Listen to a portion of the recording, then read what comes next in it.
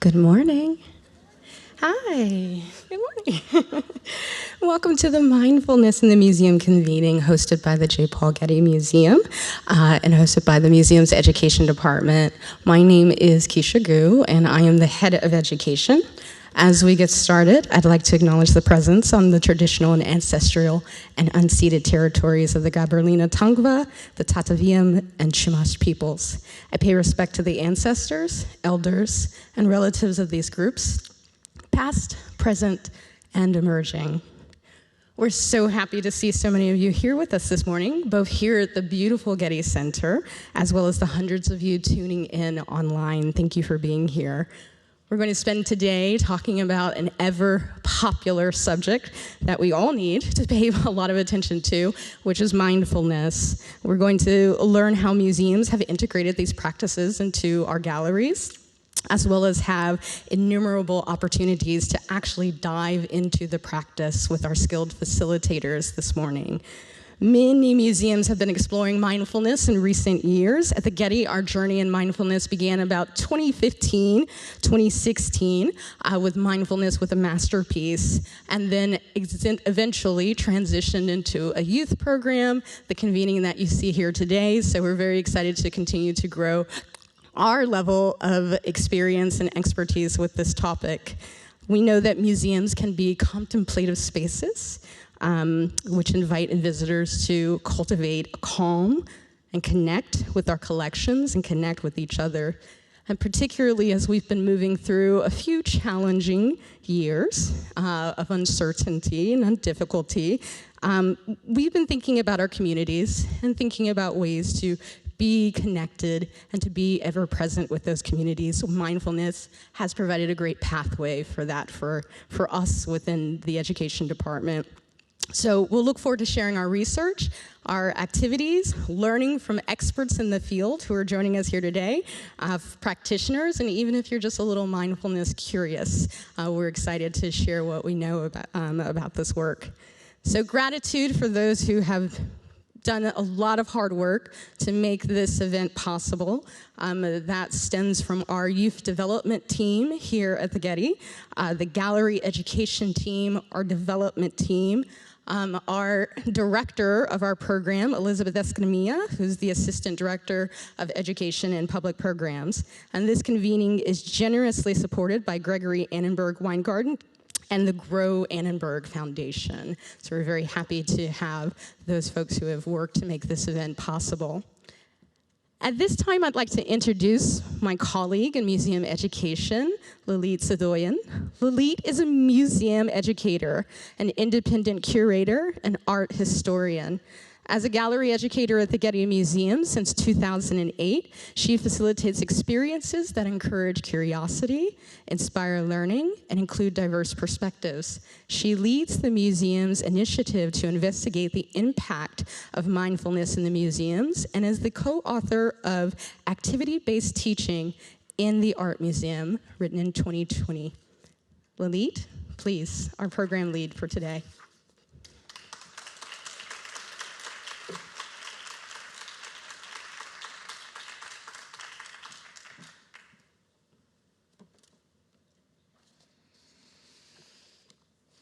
Good morning, everyone. It is with great honor and with deep gratitude that I stand before you today. Thank you for joining us here in person and online across the globe. None of this would have been possible without the support of my department, Elizabeth Escamilla, Assistant Director of Education and Public Programs, Keisha Gu, Head of Education, my colleagues in education and across the Getty, all of whose tireless efforts and commitment to mindfulness have allowed us to create space for this convening today. So I'm honored. Thank you. I'd also like to thank Elliot Kaiki, my longtime mentor and co-author, whose unwavering support of my teaching and passionate dedication to the field of museum education was always a guiding light throughout the years.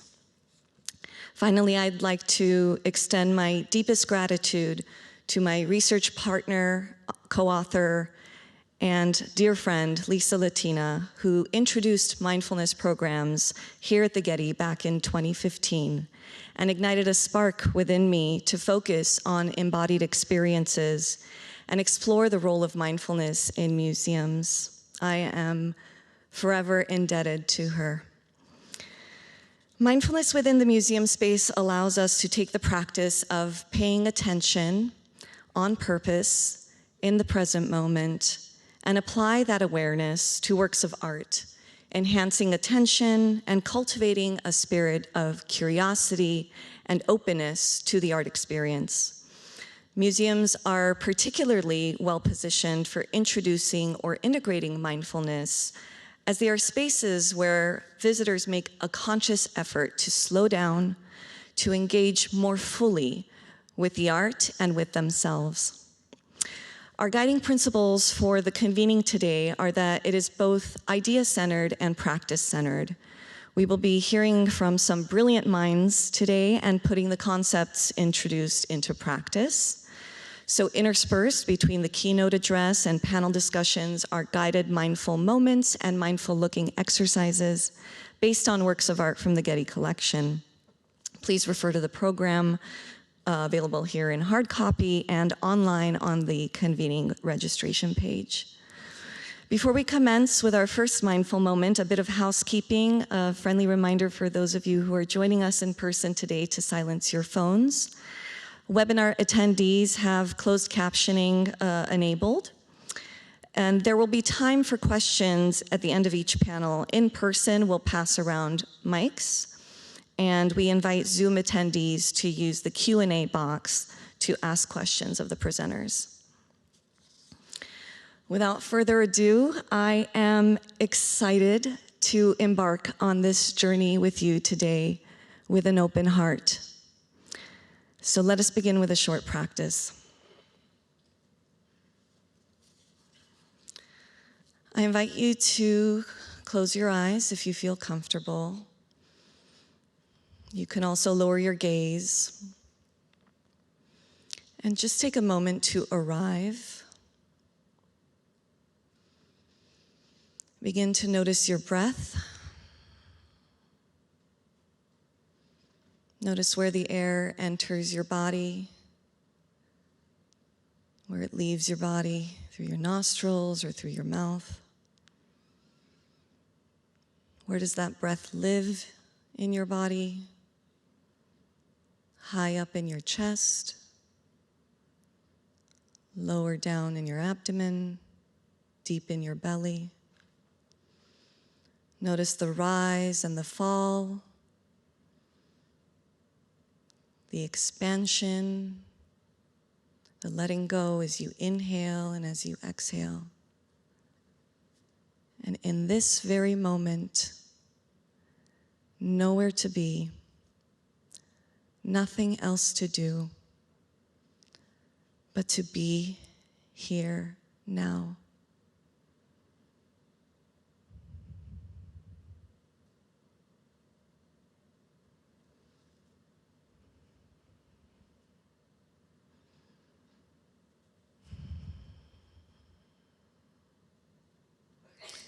In a moment, I will invite you to open your eyes if they are closed, and we will be practicing a mountain meditation. So I invite you to bring your awareness to your breath and keep your focus on your breath, using your breath as your anchor. And when you're ready, gently open your eyes.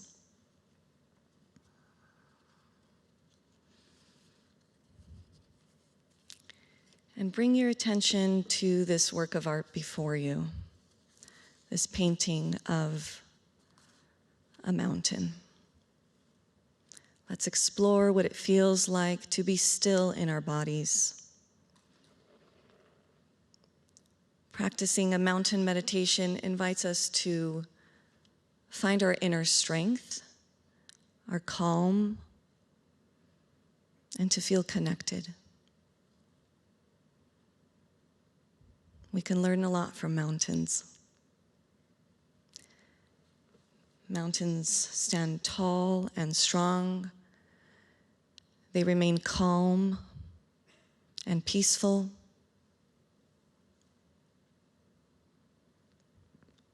Breathe deeply. Be the mountain. Hold your body upright. Still and strong, vast and wide. Lift the crown of your head like the peak of the mountain. Notice what changes in your body. Shoulders back, chin up. Your arms sloping like the mountainside, your palms like the valley. Be the mountain. You are whole and unwavering in your inner stillness. Take a deep breath of that fresh air and just let it go. Notice how you feel right now. Thank you.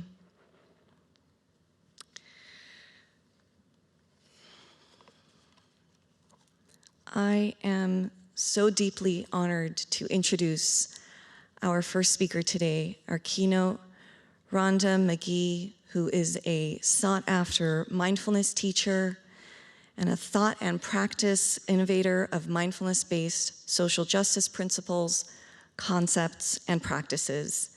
She's professor of law at the University of San Francisco. Magee has spent more than 20 years integrating law into higher education, leadership, and everyday social engagement. Her work explores the intersections of anti-racist education, social justice, and contemplative practices, offering trauma-sensitive practices to support healing, resilience, personal well-being, and flourishing together.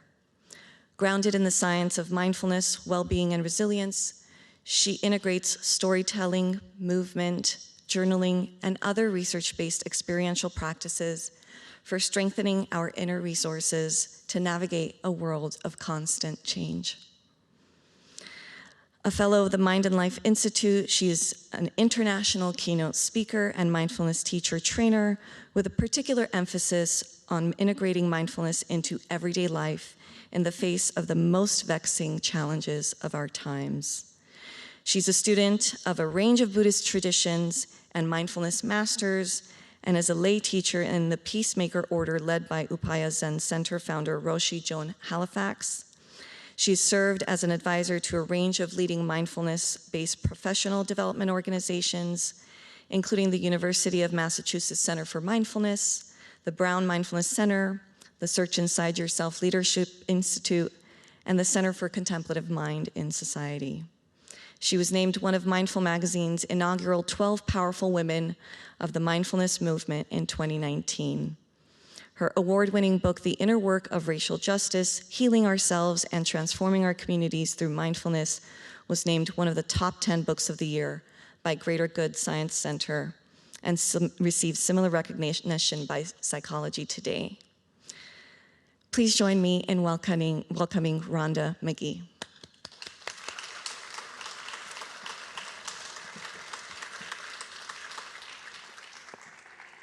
Well, thank you, my dear Lilit, and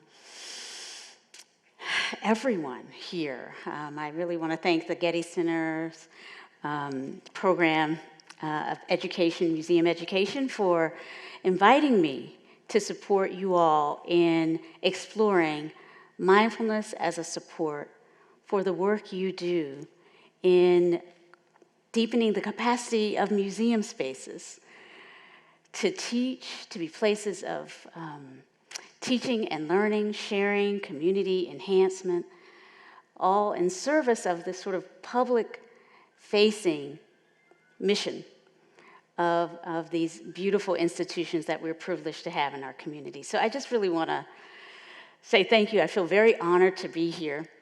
And in the time that I have, I really want to just share a few words of reflection on the theme that I've chosen, being well together. Reflections on mindfulness in the museum experience. In a time of social distress, I just want to name that, right? We're coming together here in August 2022, and it's a time where, on the one hand, we've survived a time of great challenge, haven't we? If we hadn't, we wouldn't be here.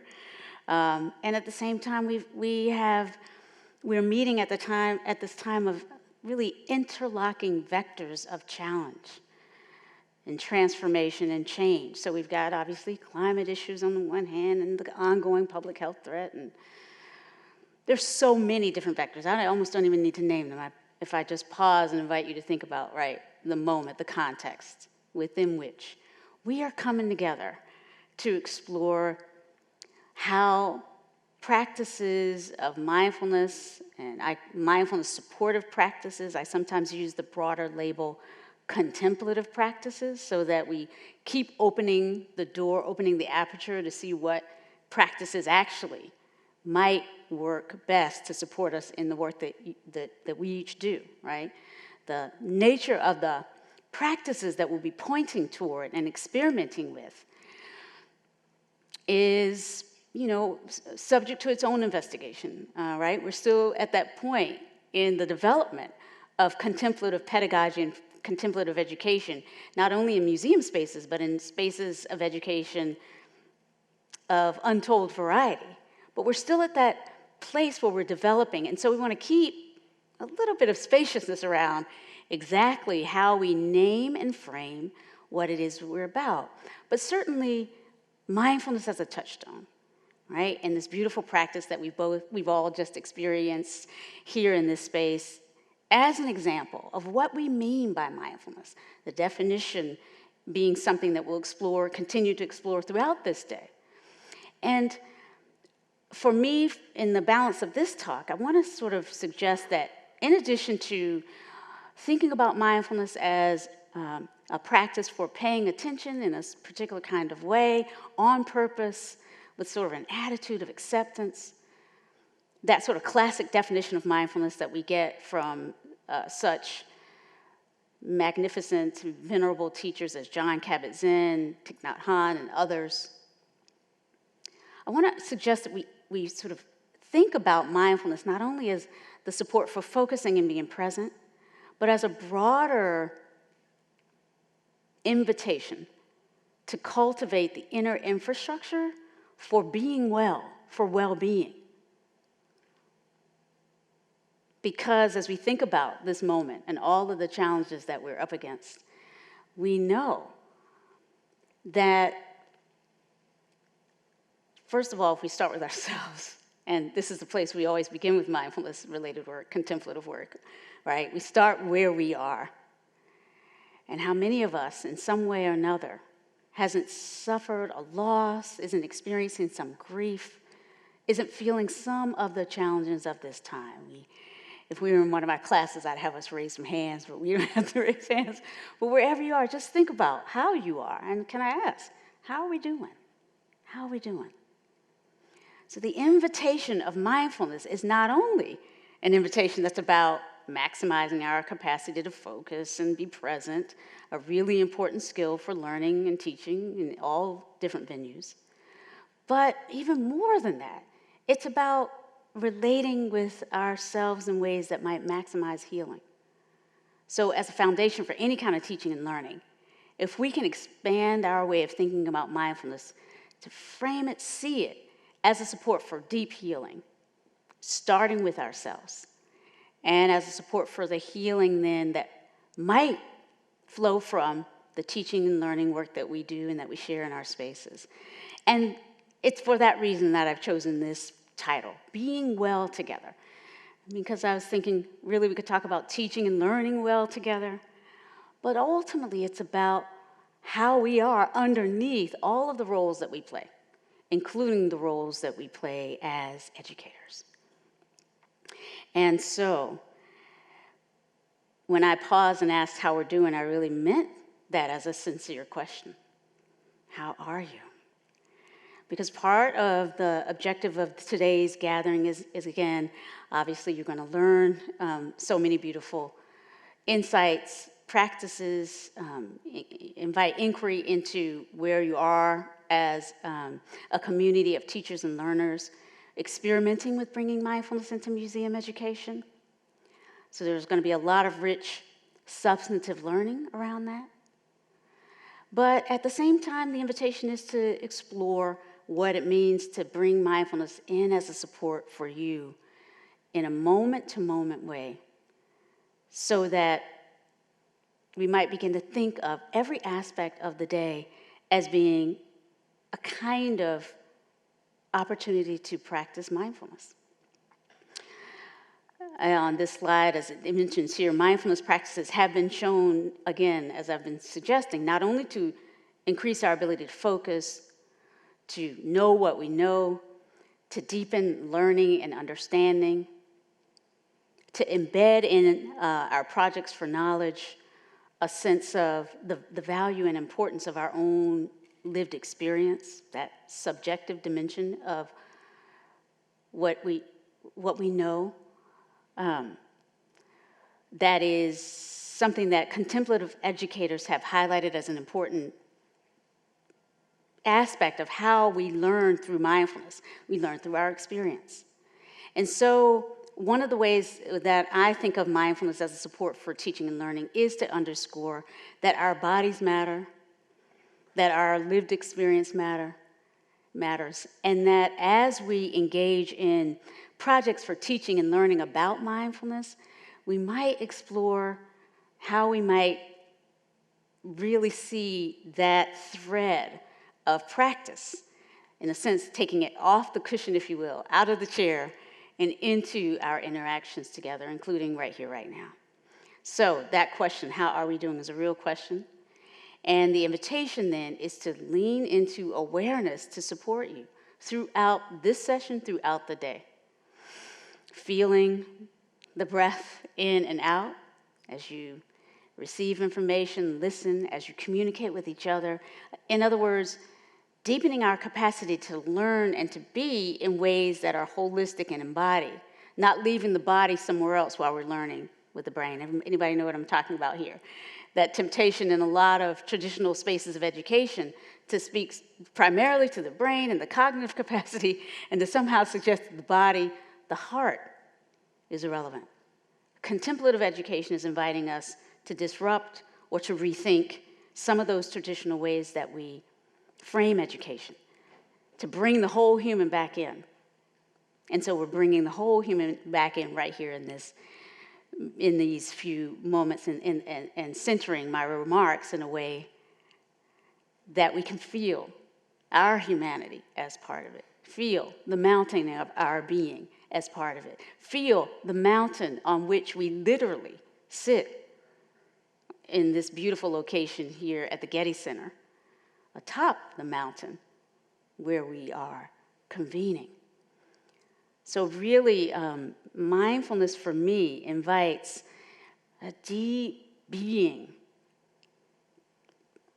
a being with our own opportunities for learning together in ways that not only can help develop and cultivate in us a certain kind of masterful set of skills that we can take out and deploy, but if we're fortunate, these practices can also help us heal. And from that place can help us support others in healing. So yes, mindfulness has been shown to help support concentration and deepening what we know, bringing back a wandering mind, all of the things that really are essential if we're going to enjoy the beautiful assets and works of art that we find in our museum spaces. Presence, being able to pause, being able to stop and allow ourselves to take in a piece of art is its own kind of skill, and I'll say a challenge in these times where one of the vectors of our context that's creating a little bit of disruption for some of us and instability is the sort of technological revolution through which we've found ourselves often pulled and our attention fragmented, colonized, right? We know that, therefore, being present is something that we're challenged to do, and mindfulness can support us with that. But I want to suggest again that mindfulness can do more than that. It can support us in being present in ways that help support us in navigating these choppy waters, building and deepening what's called resilience, right? The ability to expand and contract in ways that might be necessary to meet a particular challenge, and then find our way, our ground, feel our way back into a sense of stability, and to move in relationship to the challenges that we face, to bend without breaking. And so this, I think, is also a value of mindfulness, also a gift, if you will, of these practices that we might explore even as we continue our work here together. And as we think about resilience in ways that resonate with each of us, how might mindfulness support us in the particular challenges, the difficulties that we face? Deepen our ability to sway and not break. We might also be thinking about collective resilience, how our communities, how our institutions also might benefit, again, from mindfulness as support for that kind of equanimity, that kind of navigating, if you will, the waters of these times. So supporting individual well-being, but also collective well-being through these practices. And as has already been mentioned, we're talking really about a holistic kind of mindfulness. So for how many of you, by the way, have already a personal practice of mindfulness of some commitment, dedication? How many of you are you here exploring whether or not mindfulness might be of support, right? So some of us, right? So some of us are kind of dedicated, we're all in, and others are exploring, and maybe there's actually a lot more of both happening. For me, I consider myself always a lifelong learner and beginning again and again, over and over. So for all of us then, wherever we are on that journey, how we think about mindfulness is something to continue to reflect on. We may have been introduced to mindfulness in a way that emphasized its individual applications, again, to help us focus the mind and minimize stress, right? Concentrate more effectively. But as we continue to deepen our explorations of mindfulness and we look at the traditions underlying what we call mindfulness, which often, if we explore the underlying traditions, we see, multi-millennial, thousands-year-old practices that invite us to explore not just our wandering mind, our ability to focus, but really how we are in relationship to all things. And so often I think about mindfulness supportive practices as being really important for us as we think about applying mindfulness in the world. In other words, it's more than just sitting and meditating or doing walking meditations or body scans, any one of the number of traditional ways we might have been introduced to mindfulness. It's also thinking about the view we have of what it means to be alive, separately and together, the degree to which we recognize our interrelationship and our interdependence. And certainly in this period post-COVID, we have much more awareness of that interrelationship and interdependence, perhaps, than we ever did. But what do we make of that? Does it give rise to fear in some of us? I think in some of us, and maybe all of us to the greater degree than sometimes we're willing to realize. The recognition of our interconnectedness, our interdependence, on the one hand can be a source of joy for some of us. Yes, I feel compassionate toward all these folks that I now see as really my neighbors. We're one human family is the phrase that I use. But for some of us, that interdependence can actually invoke fear, can invoke a sense of, do I have enough? How many of you are aware that that's part of what we're up against at this time? And so mindfulness can support us in really being present to how it is that we relate to the challenges of this time, and opening up not just to what our minds are doing, but really the whole body. What's happening in the body? Where are we feeling the implications of these times? So opening up the aperture not only to how our minds are able to focus and calm and attend, very important, but also what's happening on the level of emotions and bodily sensations as a touchstone to those emotions. So often in traditional teaching around mindfulness, we look at opening up the door to recognize what's happening in the mind at the level of thoughts, but what's also happening in terms of sensations and emotions. And to start to see some of the ways that our emotions influence what we think, influence how we relate to different stimuli in the world, including pieces of art. So with mindfulness, we're noticing the temptations to automatically react. I like this sort of thing, I don't like that. Noticing the connection between feeling and feeling tone. You know, we all have our preferences. We all have certain things we're drawn to naturally, sort of naturally appreciate more, and other things that we kind of don't like quite as much. And so mindfulness can support us in just noticing the way that those sorts of underlying feeling tones can also relate and prefigure some of the ways we think about things. In other words, mindfulness can really open up the aperture on the organism, if you will, that is choosing to, or has the possibility or the potential to choose to respond rather than to react to stimuli in the world. So that's this whole-bodied awareness. And then mindfulness invites, again, because we're living beings in a world, taking action from a place of this more deep and rich understanding of who we are. Again, underlying mindfulness as a modality, a way of being, and a way of increasing our ability to be present and to know and to calm ourselves and manage our stresses, et cetera, underlying all of that, as well as a sort of ethical invitation. Because if you look again at the traditions underlying mindfulness, you see again and again an invitation to think about how these practices can support us in acting in ways that actually support well-being and minimizing harm for ourselves and for each other. So again, grounding, in other words, in a kind of ethic. You know, one of the foundations of this work for me, this effort to bring contemplative ways of knowing into,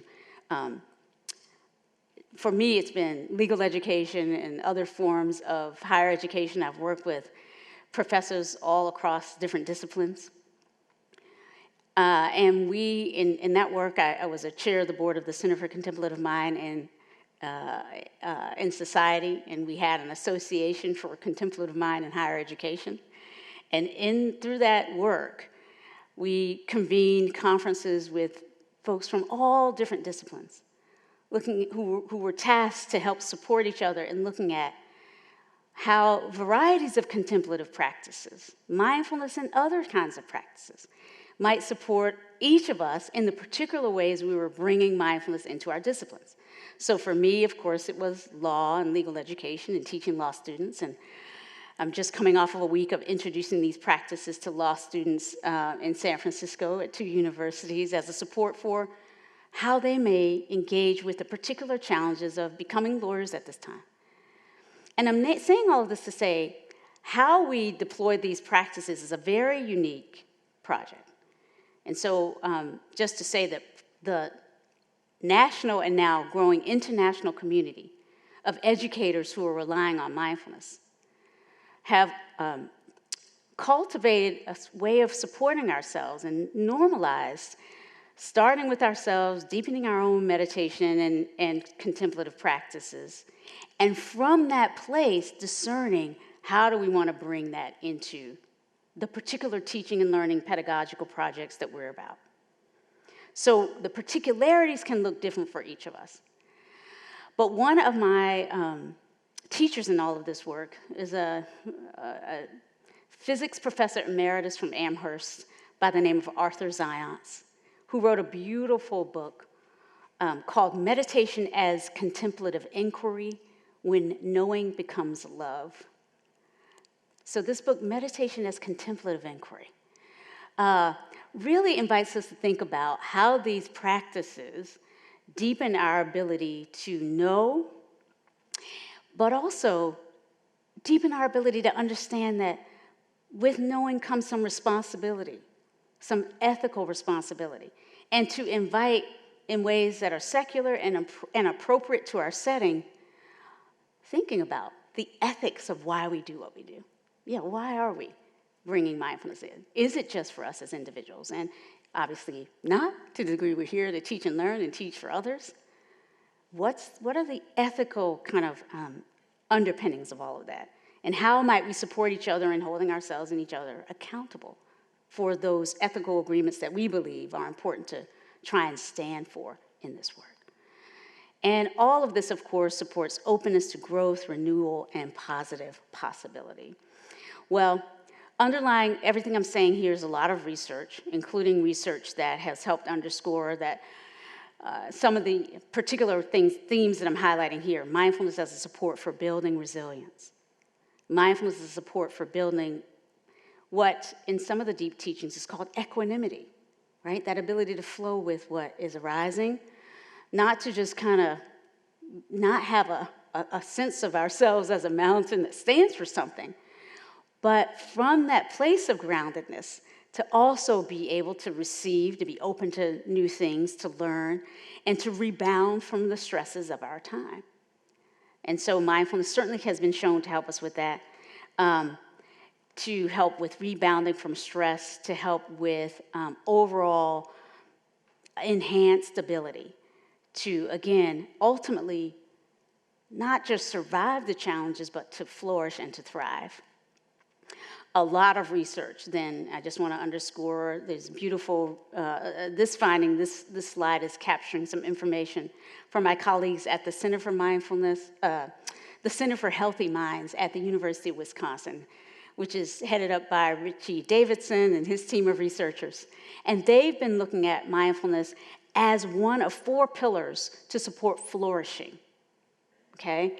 That well-being objective. And flourishing, again, first as a personal commitment, something we might aspire to, but more than that, how might we flourish together? And so mindfulness is just one piece of that. Connection, and of course, in these museum spaces, and certainly here at the beautiful Getty Center, there's so many different ways that we're supporting connection.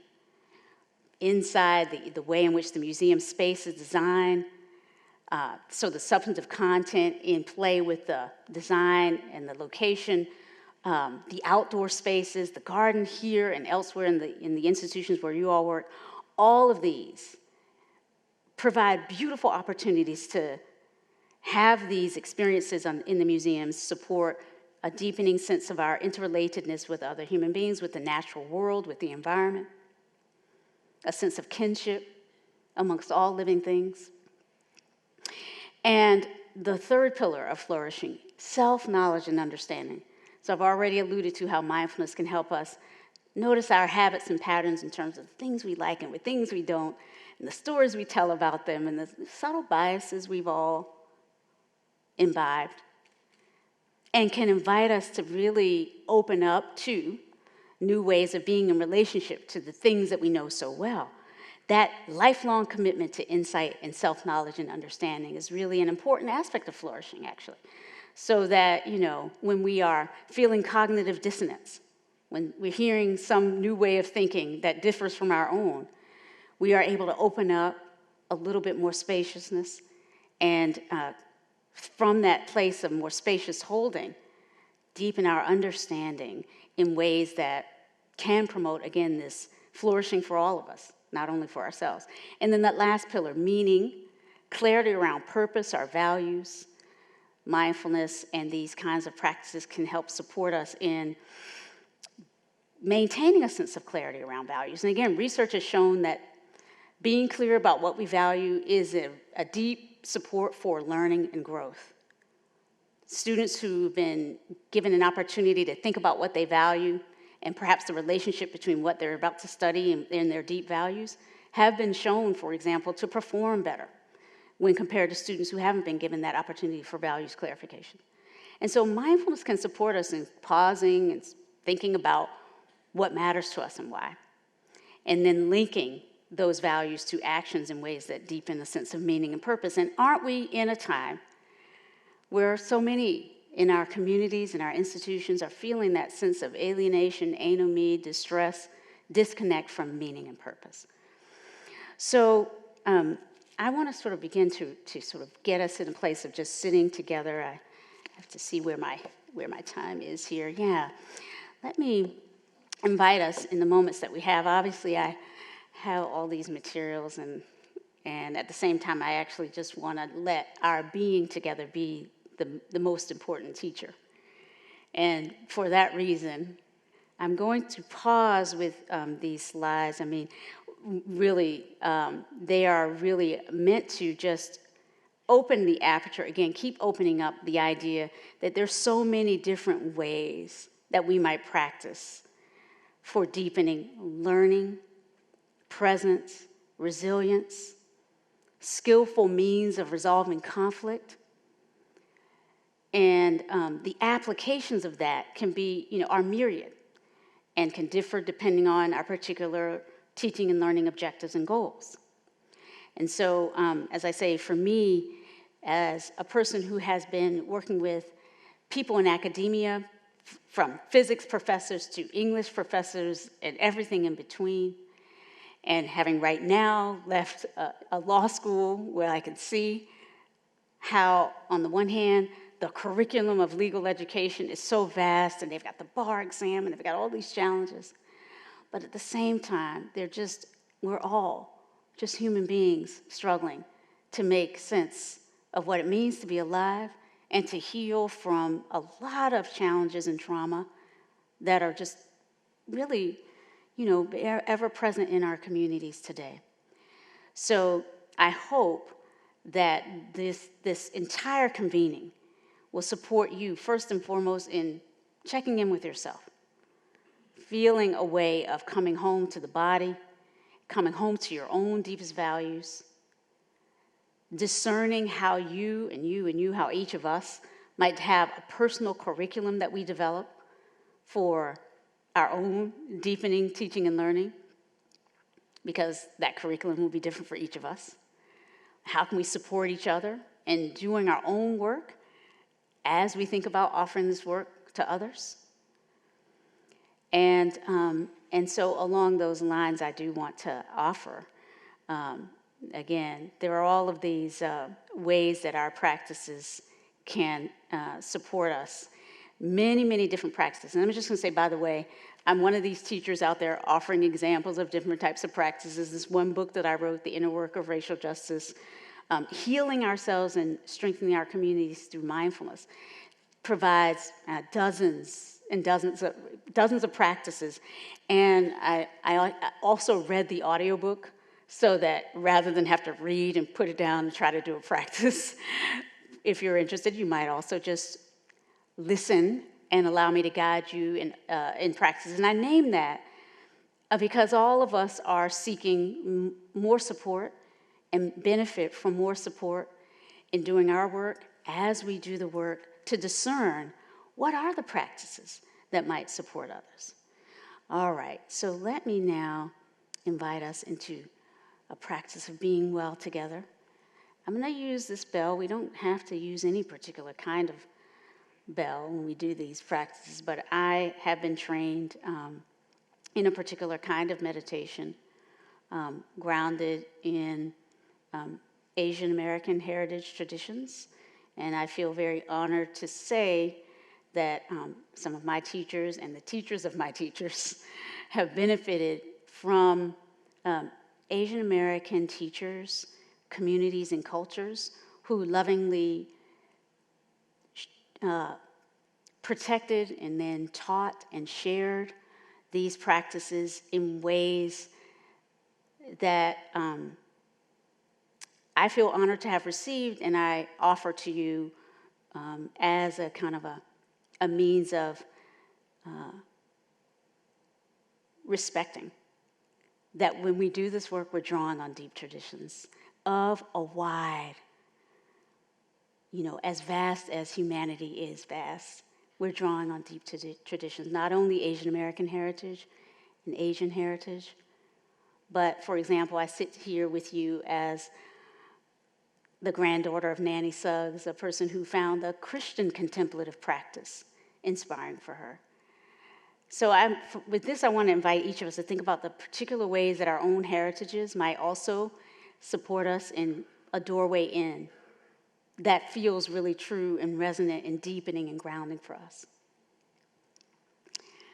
And so, with that, if you're willing to just, right where you are,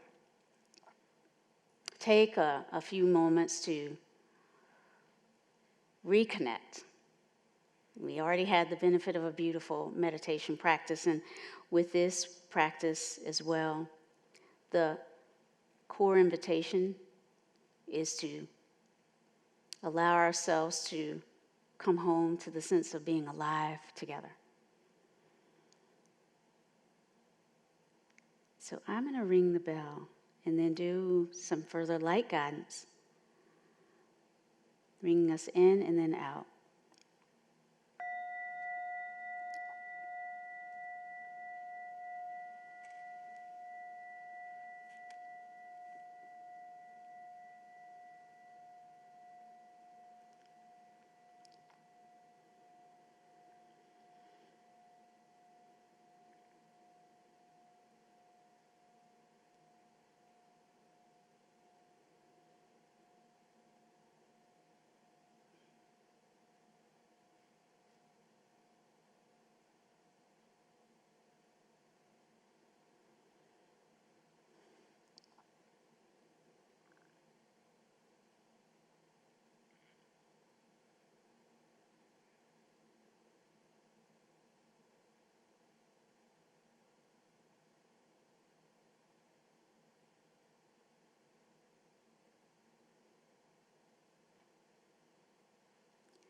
So as we settle into these few moments of practice together, the invitation is to allow your attention to rest on the points of contact between the body and the chair. Most of us are seated in chairs, but if you're standing, points of contact between the body and the floor, however you happen to hold yourself, really allow yourself to come home to a sense of the body in contact with chair, ground, and beneath that, the earth. And as we breathe in and out, allowing the mind to rest on the sensations of breathing, just as we've invited the body to rest on the sensations of being in this posture. So for the next few moments, just allowing the attention to rest on the sensations of breathing, picking up on the in-breath or the out-breath, wherever you happen to find yourself at this moment. And then just continuing to follow along.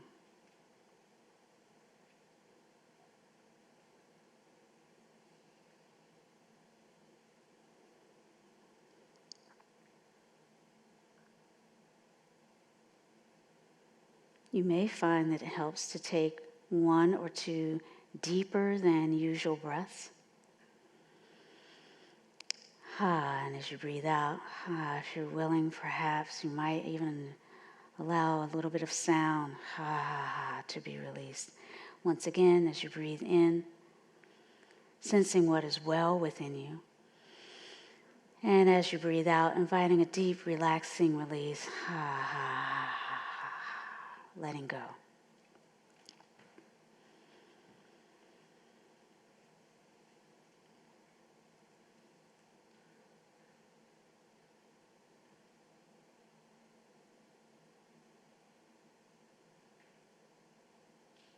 So as we breathe in and out, allowing our attention to rest on those sensations, the in-breath,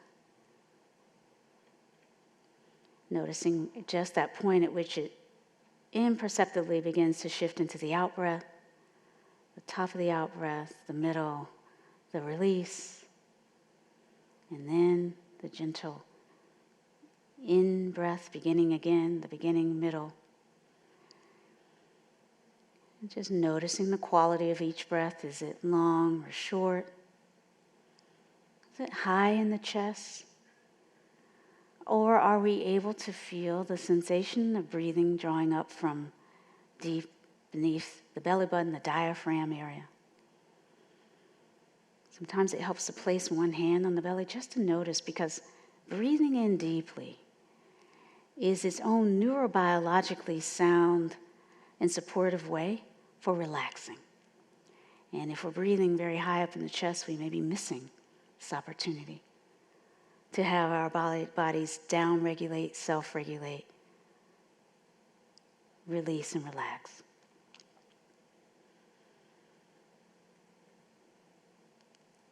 So from this place of inviting kind of a cleansing, relaxing breath, the invitation now is to, again, notice what's happening in the region of the heart. You might do a gentle body scan up from the feet on the floor, the lower legs, the knees, upper legs, lower torso, and perhaps noticing, are we breathing deep in that region?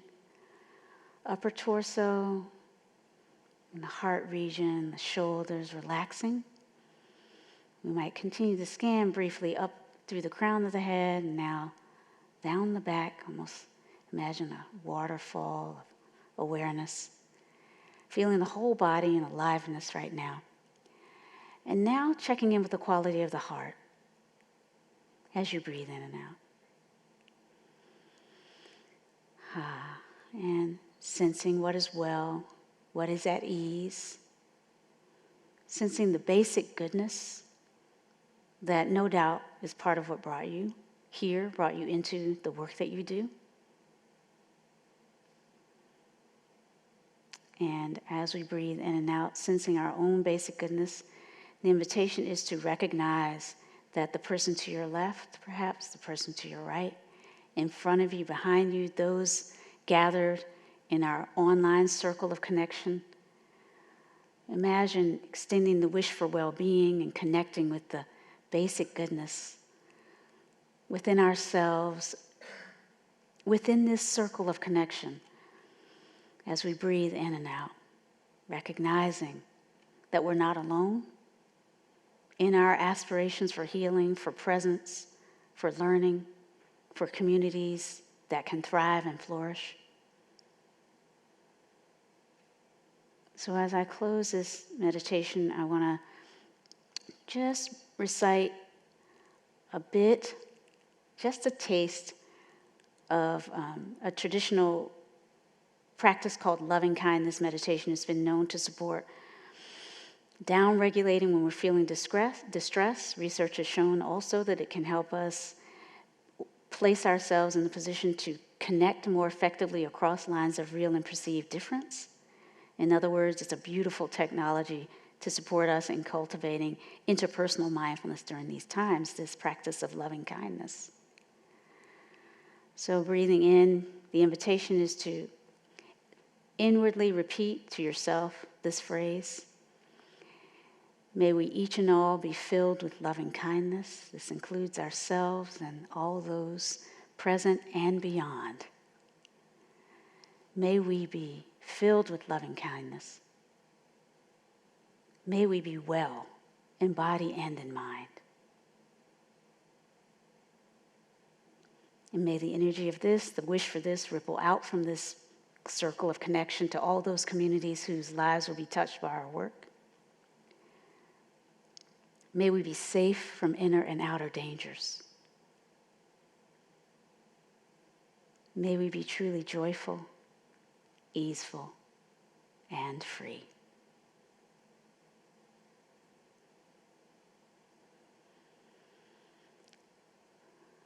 And now, as we bring this meditation to a close, the invitation is to check in, see what is alive in you right now. Call forth your deep intentions for the day, for this work, and perhaps a phrase that has come up for you as you've been sitting here, a reflection, an image that we want to just note and perhaps allow to be a kind of a golden thread to inspire our work for the rest of the journey of this day together. What is that phrase? What is that image? What is the calling that you're responding to with your presence today? And what are your intentions for the work ahead?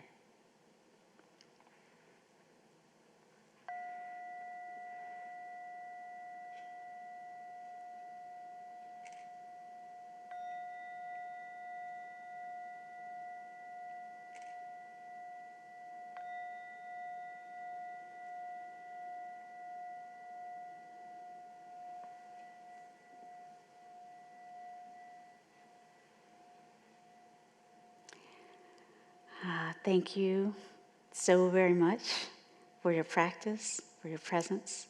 And I wish you tremendous insight, clarity, a sense of purpose, connection, flourishing in the work of bringing mindfulness into the museum spaces that you're privileged to support. Thank you so much.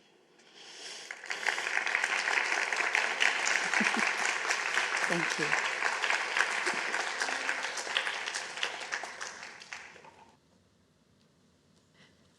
Thank you so much, Rhonda, for that incredibly moving address and meditation. I'm confident that I'm speaking on behalf of so many here to say that it resonates. So thank you. All right. We are going to now transition to our first panel, Slowing Down Together, Mindfulness Practice in Museums. And we will be hearing from 3 colleagues across the U.S. I'll introduce them all now, and then they are joining us virtually. So they will be tuning in and sharing their screens to talk about the programs at their respective institutions. First will be Don Eshelman, who was a longtime head of programs at the Rubin Museum of Art in New York, where for nearly 13, 14 years, she led the weekly gathering and podcast, Mindfulness Meditation, and oversaw programs for visitors of all ages. She has degrees from the University of California and Bank Street College, where she earned an MS in leadership in museum education and went on to teach adult development and museum education to graduate students. Next will be Ashley Farmer, who is a museum educator whose love of community art engagement took her from teaching in the college classroom to working in the museum. She's co-director of learning and engagement at the Utah Museum of Fine Arts, and she works with her team to provide programming for youth and adult audiences to support interdisciplinary collaborations on the University of Utah campus. And third will be Dr. Molly Medekovich, who is a museum educator at the Denver Art Museum adjunct professor of art history at the University of Denver and an independent art historian. At the Denver Art Museum, she serves as a teaching specialist for lifelong learning, and she's worked on several projects to support family audiences, visitor creativity, and creative aging programs. So please join me in welcoming our three speakers. After they've presented, I'll come back on stage and we will open the floor to questions that are coming in both virtually and hopefully we have some questions in person. So I'm going to turn this over to my colleagues up in the AV booth to bring Dawn on screen. Thank you. Thank you so much, Lilit, and everyone at the Getty. My name is Dawn Eshelman, and I'm a museum consultant, and I was, as Lilit mentioned, at the Rubin Museum until just 2 weeks ago, where I was head of programs for over 12 years. And the Rubin is a museum of Himalayan art with Tibetan Buddhist art at the heart of its collection, and concepts like mindfulness at the center of many of its programs. So I will be focusing on that work to share with you today. And to take a moment of personal mindfulness and reflection here, I want to say how important I think it is for us to gather in this way, as so often we are one of few people championing this work within an institution, and how meaningful I have found this work to be, and how thrilled I am to be bringing my experience to more field-wide work and to this larger conversation today. And I just think the potential for our work is so inspiring. So what I'm sharing today is a very practical overview of the variety of programs at the Rubin Museum, with a focus on our weekly meditation program. But first, I want to start with a little context and a few questions for you. Why mindfulness in a museum? And we've touched on this a little bit already with that beautiful keynote. And I'll offer you a couple of images to support that. I think it comes down to this juxtaposition here. We all know the museum fatigue factor, the rushing to see everything and the exhaustion that can follow. But we also know with the right invitation, the right circumstances, museums can be these places where people can really slow down, shift their perspective, and even have an experience that might be transformative. So museums are uniquely positioned for this.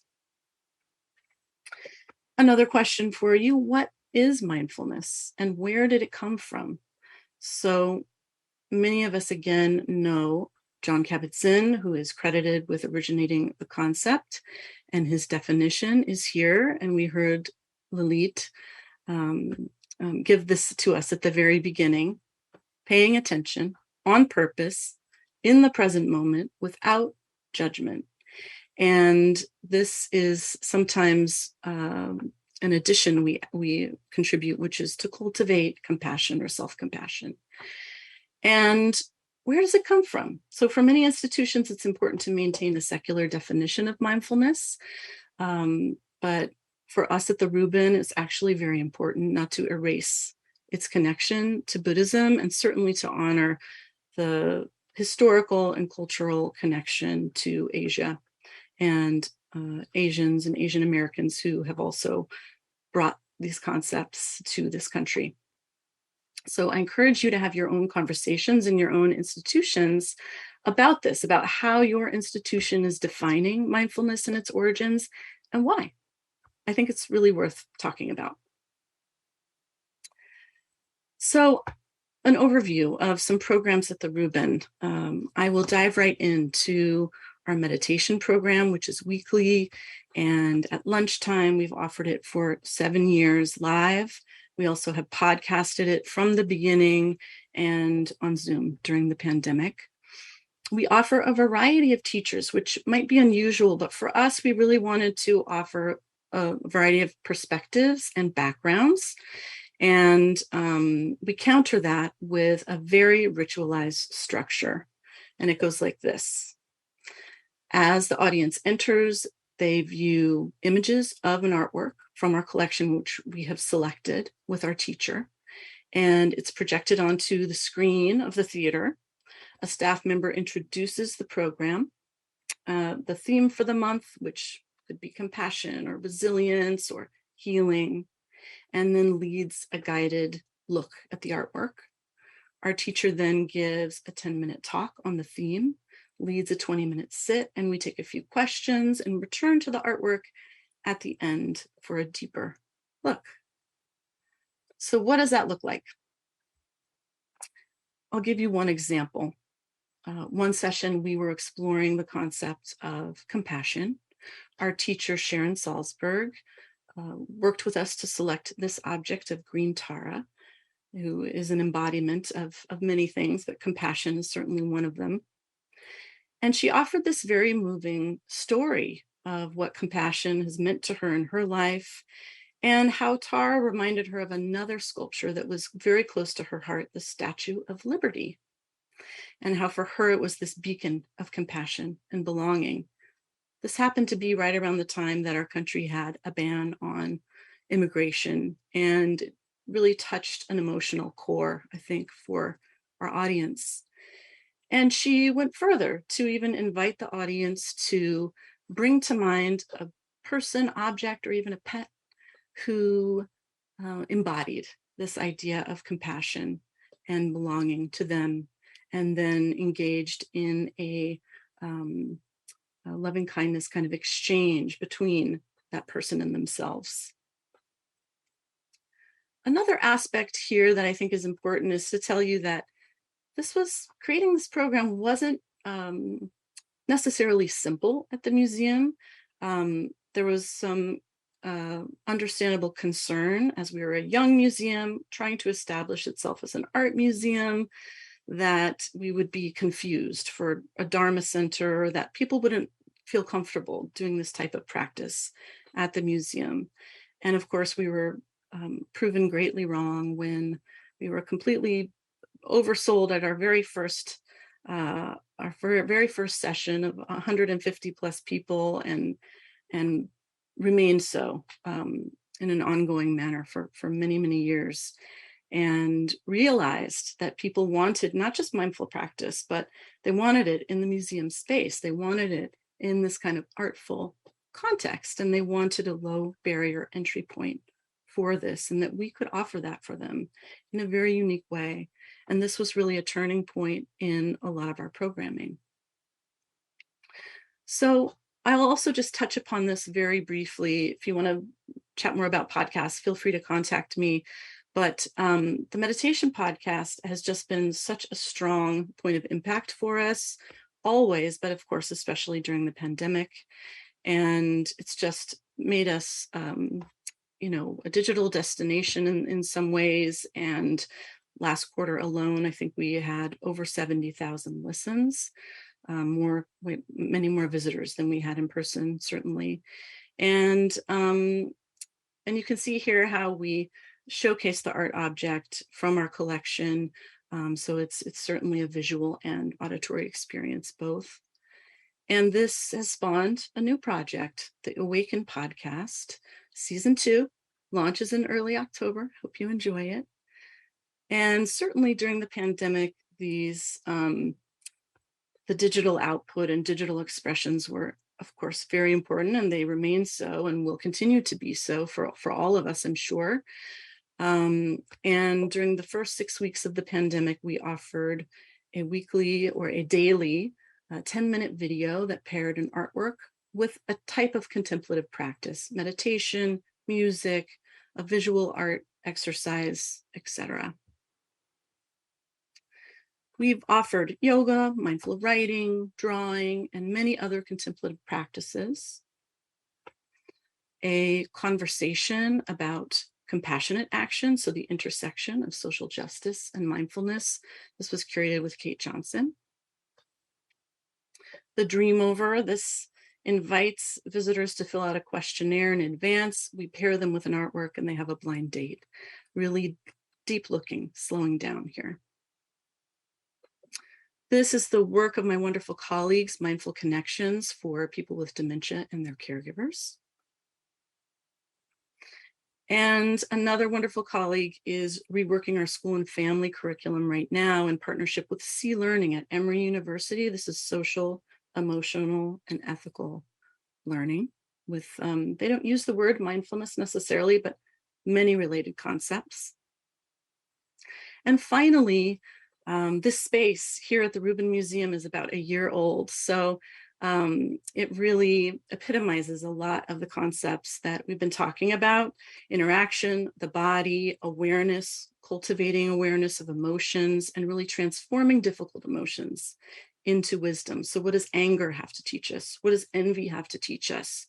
And the kind of glowing, pulsating heart of this floor is this sculpture by Paul Weinreb, which invites people to sit and breathe together in a synchronized fashion. So I don't have access to the chat, but maybe somebody can pop these concepts and approaches into the chat. I think there are a lot of parallels with the 4 pillars that we heard about earlier. And I invite and I'm excited to hear from all of you near the end of our convening as we kind of crowdsource and share some concepts, approaches, and resources. But if you're looking for where to start, I'd love to hear from you.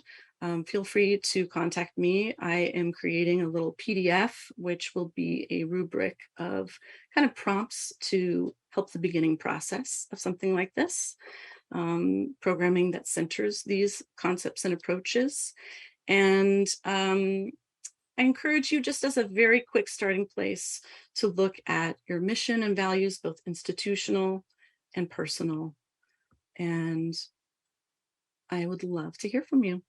I'm passionate about this work and so excited to continue this conversation today, which we'll do right now with Ashley Farmer of the Utah Museum of Fine Arts. Thank you. Hi, thank you very much, Dawn. Thank you, Lilit, and to everyone at the Getty who has created this wonderful space and opportunity for us to connect around this work. I feel really honored to be here. I am going to talk a little bit about art and wellness programs at the UMFA, where I am co-director of learning and engagement.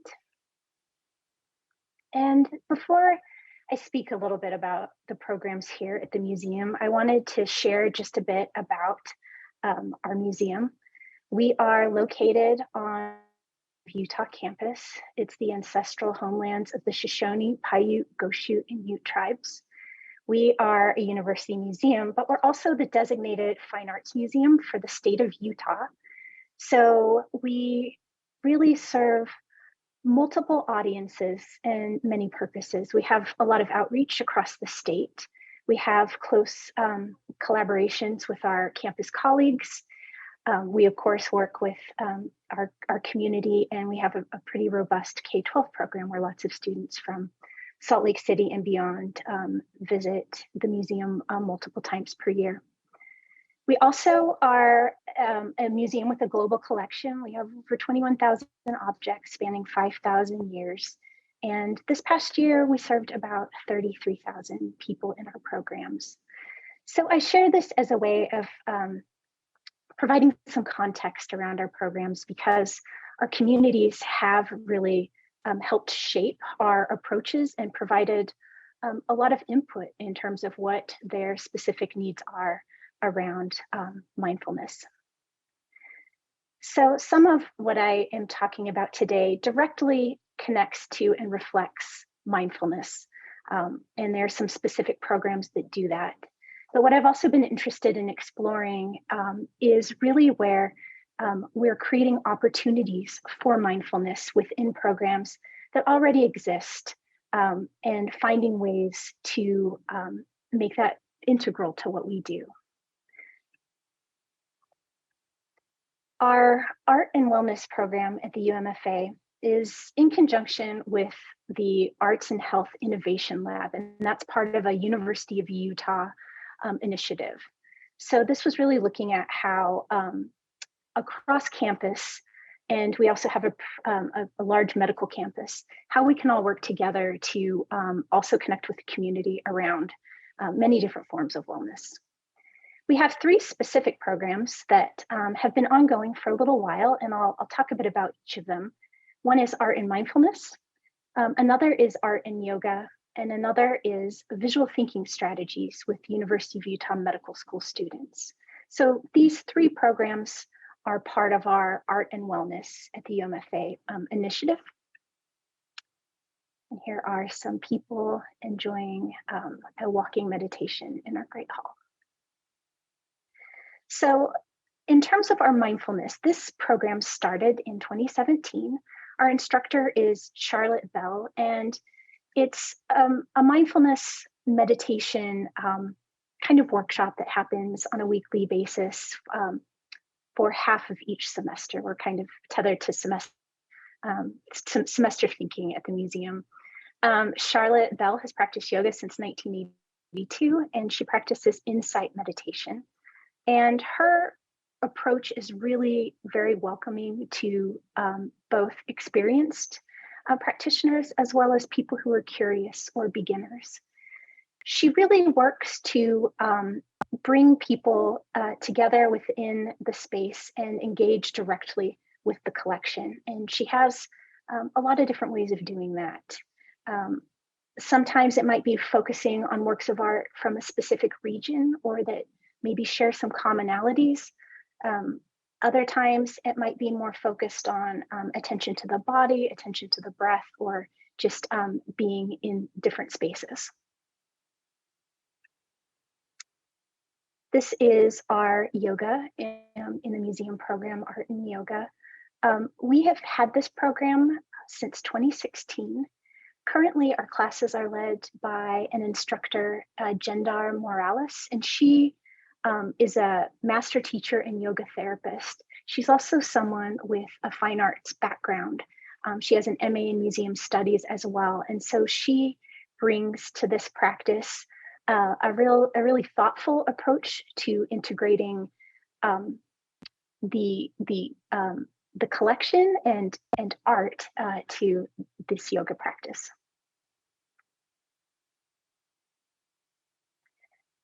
Part of how she approaches this too is using specific works of art in the collection to offer a way of kind of tethering each of the classes to a particular limb of yoga. These are just a couple of examples that you can see. People, when they're in person, have these kind of on printed cards. Physically, they're with them, so that they can access them across the class. And when we pivoted online, we had these available virtually as well.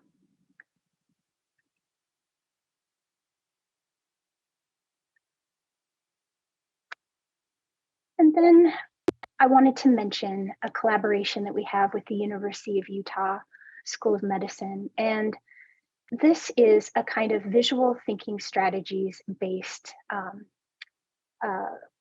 program that we have worked on since 2011, really, with different classes, students at different levels of their study within the School of Medicine. And what we essentially do is practice very slow looking in the galleries or with objects from our teaching collection that we bring to the medical school.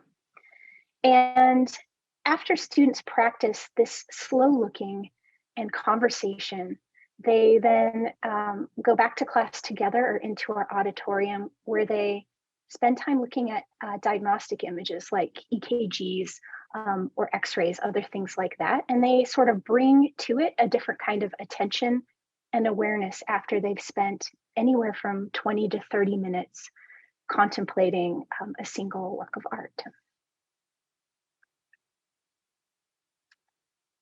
Finally, we've been doing some work with K-12 students and bringing into our kind of field trip programs some opportunities for very quick meditation with students. These are often in conjunction with some kind of creativity warm-ups or bell ringer kind of exercises before they go out into the galleries on tours. One of these is a color meditation, which we then made available online. Again, getting students kind of settled into their chairs, ready to really be kind of creative and open to looking and listening.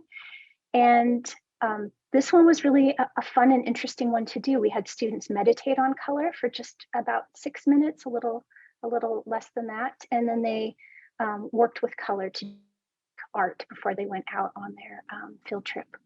We've also done it with taste. We've had a kind of candy meditation where students have had, they receive a candy when they come into the classroom, they kind of settle into their seats and they have kind of a guided experience around taste as a way of kind of waking up their senses before they go out into the galleries. So these are all programs that are pretty directly connected to mindfulness, I think, but there are other ways that we're really looking at integrating mindfulness in new ways. And a lot of this for us was precipitated by the events of 2020. So of course, like everyone, we had to shift online when the pandemic first happened. March 13th, I think, was our last day here in the museum together. And so, like so many of you, we rearranged how we approach things. But we also really understood a need to keep community connected. And we thought about how we could create space for that within virtual programs and with resources online that could connect people, give people some access to art, but also just generally support people's well-being at a time that was really difficult and traumatic given the pandemic, some of the racial and social justice conversations that were sparked at that very moment. A lot of those things kind of informed how we approached the shift in our programs. We also worked with community members to create some of these kind of, I suppose, self-guided tours. And they have a specific focus depending on that community member's background. We had this tour available online. There's kind of beautiful images of all of the objects that would be experienced in person if a person were to have this tour here in the museum. But the focus of this is with Sam Forlenza, who's a former psychologist, worked with a student to create an art of healing self-guided tour that you could access online, just kind of as a way of thinking about one's emotions, connecting to oneself, and dealing with trauma. I'd also say that now that we're doing more programs in person, we did a lot of this kind of slow looking and VTS work, as we always have. That carried over to our virtual programs, really asking classrooms on virtual field trips to look slowly and closely and have conversations with each other, to have moments of silence and create space for people to think about what they're seeing. And since then, we've had more opportunities to create these kind of moments of slowness and quiet with different adult groups that visit the UMFA. And just a couple of examples of recent groups we've done this slow, close, kind of mindful looking with. We have VA hospital fellows near our campus, a group of attorneys that came and wanted to kind of have this close, slow looking experience, teachers, docents, residential living groups with specific needs. So kind of tours tailored to people with Alzheimer's or other forms of dementia or memory loss. We're just now embarking on creative aging programs, and those will center aspects of mindfulness and certainly wellness. And then even within our own staff, finding moments where we're working together and simply looking slowly at a work of art, having a conversation with each other as a whole staff. Those moments have been really important. And I think when we have those with each other, we can also have those with the community in valuable ways too. In terms of our work with campus partners, some of the programs in which we have these really kind of slow, extended looking kind of practices. We have a radical quiet class that meets here regularly, spending time in different spaces and galleries, kind of contemplating quiet, sometimes meditating, and doing other exercises like that. It's a partnership we're excited about. Similarly, the Artfully Extended Mind is an honors college class that meets here routinely, kind of making mindful art, sometimes having these kind of quiet and slow experiences in our Great Hall or in the galleries.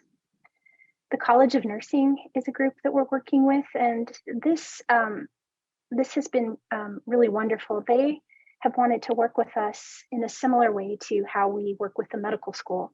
But they also are really cognizant of the need that students have to simply take some time from their studies when they're under a lot of pressure. And we know that the past couple of years have been difficult for students on campus. And so part of that, one of the aims of that program is not just the kind of learning that comes from looking closely at art and then looking closely at patients or images, but also just simply the experience of being together in a space where they can stop and breathe and slow down. There's just a few others here on this list that you can see, groups that we work with. At the end of this list, the Utah Prison Education Project. We've started working with a program here on our campus that brings classes to people who are incarcerated. And we've been able to do some of that slow, close looking with people in the women's facility. This has been virtual, but we're hopeful that we can do this in person in the future. So again, I think that we are very interested in the kind of receptivity we're finding that that people have toward slowing down, especially now. And we see that people are wanting to have connection with each other as well in these spaces. And as a university museum, we're also seeing the need for students to spend time in these spaces that's not necessarily directly aimed at their supporting their research or their academic goals, but also just as a space for them to pause and kind of for us to support their well-being. A recent exhibition that we've had, and it's still on view, is Transcending Time and Space. It's an exhibition, a collaboration between the artist David Rios Ferreira and Danae Shandin. And this is an exhibition about missing people across time and space. And Danae Shandin is of Korean and Diné descent. And she is an advocate for missing and murdered Indigenous people. And so within this space, while not explicitly or specifically related to mindfulness, we understand that the importance of providing people an opportunity to reflect, to have a kind of somber, quiet, personal moment within spaces like this, within conversations like this about injustice and topics that are really personal to people here. And this is a portal that we've created. There's a space adjacent to it where people are able to spend time reflecting on someone they personally miss across time and space, whether because of the pandemic, whether someone from their, whether an ancestor or even someone from the future. And they are writing their reflections on these small Black discs and placing them into this portal. We really have encouraged people to kind of spend that time and take that reflection, especially in an exhibition of that nature. And then currently, our exhibition Air is about making air visible. It's about air quality, which is a topic of conversation in Utah, certainly, and elsewhere, I know. It's also about air justice, and also features artists who use air as a medium. But within this space, we wanted to create a place for people to meditate, take some slow and mindful breaths, and experience the exhibition in a way that could be meaningful, quiet, and personal to them. These were clouds created by the community over a year.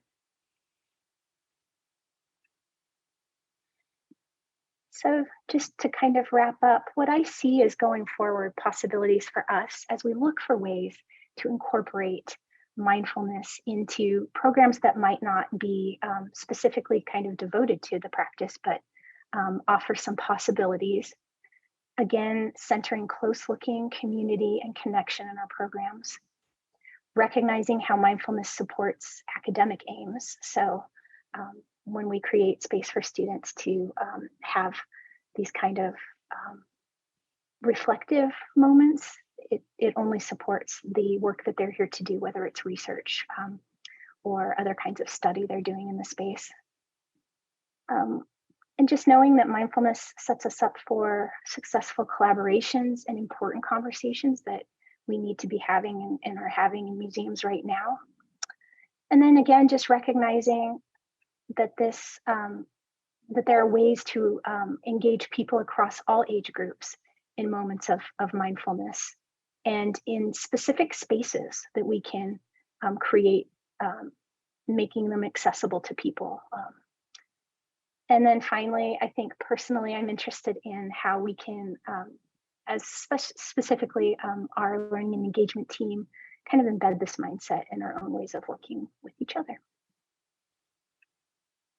So thank you for letting me take time to share. And at this point, I will turn it over to my colleague, Dr. Molly Medekovich. Thank you.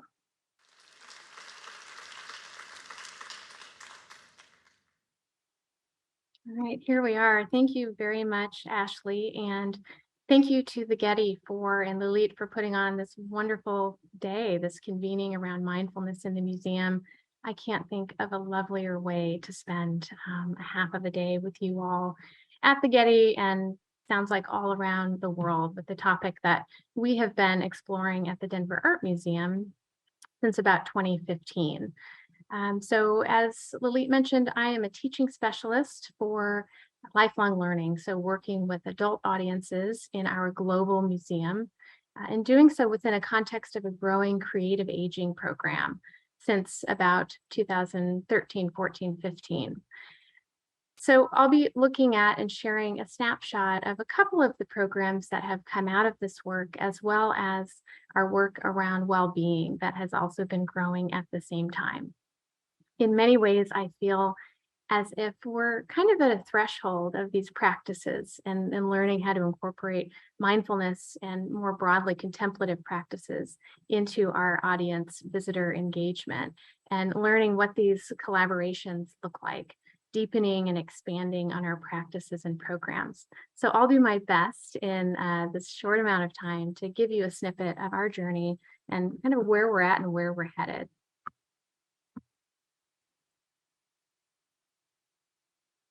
So we began this journey, I would say, in 2015, and we had commissioned a literature review on art museums and well-being by Mary Ellen Munley.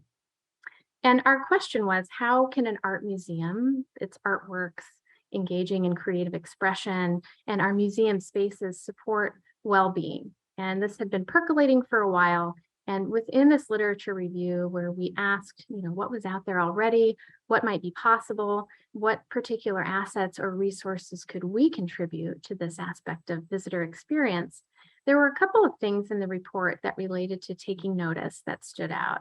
And this included savoring and mindfulness, and what aspects of mindfulness practice or mindset could be applicable to a museum experience. And so I pulled out some of those words from this report that's available on our website. Taking notice, mindfulness, savoring, curiosity, being present, responsiveness.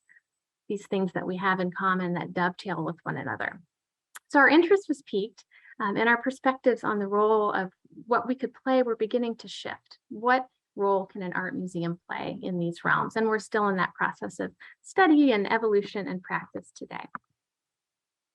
This led to the development of our Mindful Looking program, which also was piloted and launched in 2015 and is still going strong and is one of our kind of tried and true programs. We've got regulars that have been coming to spend 45 minutes every third Tuesday with us in the galleries. And during COVID, we pivoted to online programming.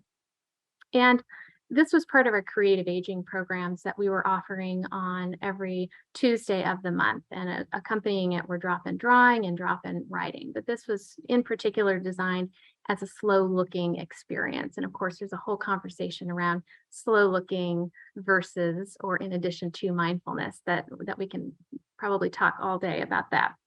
And this was also on the heels of, and I'll tip my hat to Elliot Kaiki and Rika Burnham, their teaching institute in museum education. So it feels like this time in the teens, things are really percolating among institutions. And so this really was created as an open-ended dialogue between participants and facilitators, guiding, supporting with questions, relevant information, quotes, as we slowed down and made meeting together. And we used various tools and still do to support slow looking, but also started to incorporate mindfulness-based strategies. So for example, beginning like we did this morning with breath work, sensing and feeling our bodies in the space, in our seats, and grounding ourselves as a way of opening up our minds and our eyes to careful, slow, deliberate focus on the artworks.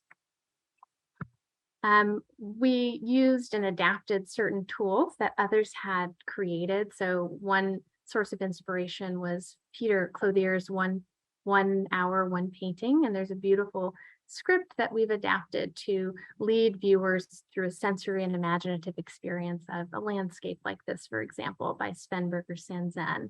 So connecting with the artwork by slowing down, by breathing, by imagining ourselves, bathing in the warm light of a color or taking a ride down a line that we see in the composition. So not only were we focusing on our bodies and our breath and reflecting, but also an opportunity to use these techniques to really focus on the artwork. So this give and take between that body sensorial and the visual and aesthetic that the program embodies. We worked with teaching artists to sort of see through drawing and spend time looking in that particular way as well. And from small sample surveys and interviews, participants seem to appreciate the opportunity to find slowness, stillness, silence, develop a certain patience and open-endedness and openness to encountering works of art they might not normally slow down to spend time with or be drawn to. And then I like to think we did and we continue to find a certain flow together. These 45 minutes are, for me as a practitioner, some of the most relaxing, kind of peaceful, restorative moments of my month. And I think in knowing our participants over the years, there's sort of a mutual feeling around coming to this space together as a community and just taking that time to focus and sort of stop time and be together. It's a pretty powerful experience. So that's slow art, right? With some mindfulness techniques peppered in. When we started collaborating with meditation teachers from Kadampa Meditation Center here in Denver and beyond, we began to co-facilitate and see changes in how people were responding within the program to the artworks and to themselves. So in this particular program, we used this painting by Xiaohong Wu called Blue Fish. And the meditation teacher, we had used other tools to launch looking, but in this case, she rooted us in a meditation, almost half of the program, 15 to 20 minutes, and to launch our looking and to get us thinking more deeply and settling into our bodies, the space, the artwork. And for this particular one, she set the stage around the vast depths of the mind and our thoughts as the bubbles that arise, float, disappear. And she led us through a really powerful meditation on this theme. And then together we co-led a conversation around the experience, how it kind of shifted participants' own frame of mind at the moment and through the course of the program, and their perspectives on the painting. And so we started to see it was more than just about the art, but it was something deeper and something more internal alongside our outward focus on the object. So beginning to see how this could speak to the human experience that we all share alongside the aesthetic experience. And that was pretty exciting. And that led us to a program that we piloted, of course, just before COVID, the year 2019, a monthly Friday evening program when the museum was staying open late. The galleries were rather quiet, so it opened itself up to this wonderful environment to come after your busy week that we all have and really spend time to unwind and enjoy various experiences in the galleries led by these partners who were facilitating them. And so we rotated mindful looking with meditation, continuing to work with Kadampa. And folks enjoyed this aspect of, a new way of experiencing the museum and art. So meditating in a creative space and these personal moments that happened. I had a tragedy in my family and have been having a hard time turning off my thoughts. Thank you for this. And then just that sense of we all need to slow down, which I think today's convening is helping us do as busy professionals, but for our visitors as well, amid busy travel schedules and running around, an opportunity to be still and feel a sense of peacefulness. So participants appreciated and expressed this connection of experiencing something special and different and meaningful in this new context of programming. We also introduced mindful movement, so yoga in the galleries, including yoga nidra, which was rather accessible instead of feeling like you've got to bend in half, wearing spandex in the galleries. We had just this really restful experience on our mats in one of our beautiful parts of the light show exhibition. And like we did with meditation, we worked with our facilitators, our contemplative specialists, if we could call them that, to select artworks and really knit them together, a theme of a gallery or an exhibition or the artwork itself, into the experience so that we maintain that connection between the mindfulness experience and the museum, because the question is, well, why do it here? And so keeping that intentional, authentic, and visible has been important to us. And then one of the really unique workshops we did was a 2-hour-long workshop with a Feldenkrais practitioner. And Feldenkrais is a therapy that involves gentle, meditative movements that are meant to connect the body and the mind to improve movement and mental health. And so our practitioner, who you can see here on the bottom, I had a wonderful activity that involved exploring the Jordan Castile show, thinking about identity, how we see ourselves, how others see us. She had us cutting out different magazine clippings that represented different aspects of ourselves and masterfully knitted it into this mindful movement sequence that she did with us. And then we returned to the gallery, we returned to our conversation, and people really enjoyed this experience and made this connection between sort of the external and the internal, grounding themselves, seeing the exhibit in a different way and themselves in a different way with heightened perception after having had the experience. Our creative engagement team has also, in our new and improved revamped creative classes, we're no longer just offering the wonderful painting and drawing classes we traditionally did, but this team has opened up what these courses look like. And one example of this that relates to our topic today is a course called Flow State.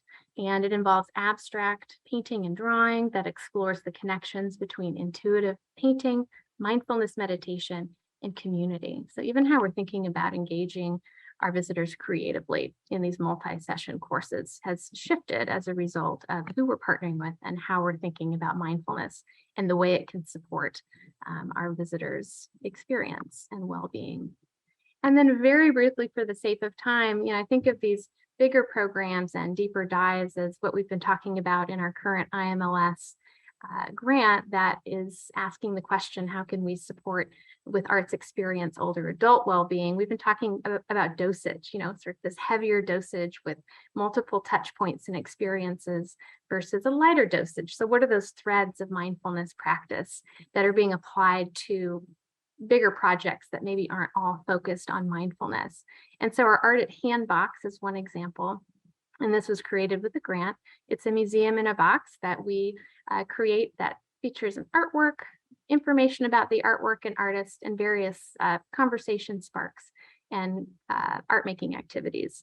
And for our Monet Nature is Muse box, and we're sharing these with folks in Denver area communities, day centers, residential communities, and other community gathering spaces. We've continued this approach with this nature journal inspired by Monet, the close-looking, slow-looking prompts alongside and in collaboration with our friends at the Denver Botanic Gardens, inviting people to step outside their doors and experience nature, much like Monet did. And here our colleague created a series of mindfulness prompts to really dive into nature, to have a mindful experience in the great outdoors. And our youth and community school team are doing this as well. Their creativity kits, which is part of Art Lives Here, another pivot during COVID, mindful looking prompts for their at-home activities that they distributed during the pandemic and continue to do so today. And similarly, our chaperone guide, our self-led guide for field trips asks these similar questions and offers tools for self-reflection in this particular field trip, Art and Ourselves, thinking like we did with Feldenkrais, thinking about identity, how we see ourselves, how it impacts how we view artworks, and including things like mindful drawing and other mindfulness prompts to bring our younger folks, our younger visitors into this powerful space as well. And this particular one had a QR code so that while you're in the gallery doing a contour drawing, the mindfulness prompt is playing on your device if available.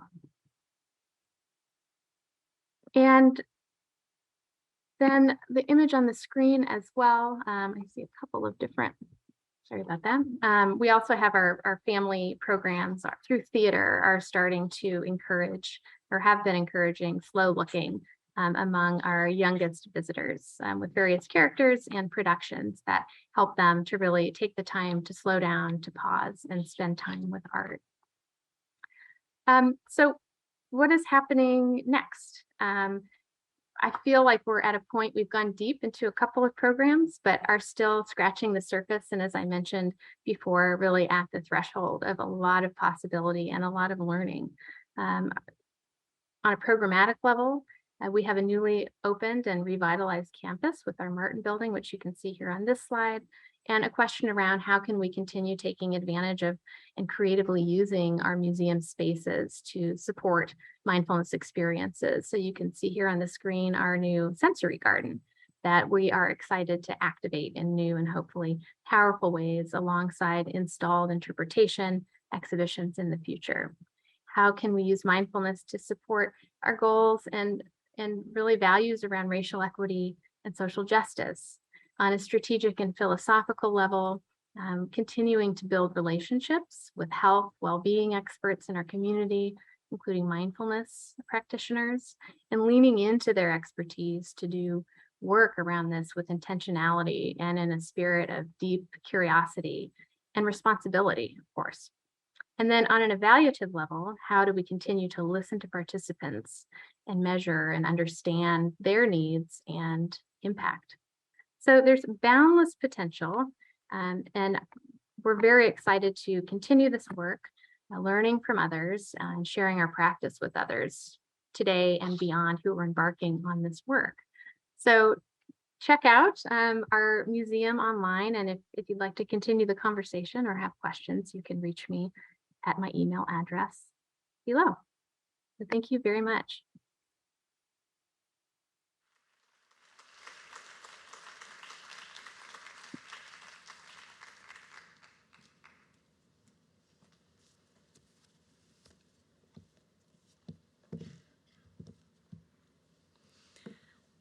Thank you so much, Dawn, Ashley, and Molly. We are going to open up the floor to any questions that you may have. And of course, the Q&A option is available for those of you who are tuning in via Zoom. So please go ahead and submit your questions online. And as I mentioned, we have microphones that will be passed around should there be any questions coming from here on site. And maybe we can get our 3 speakers back on screen.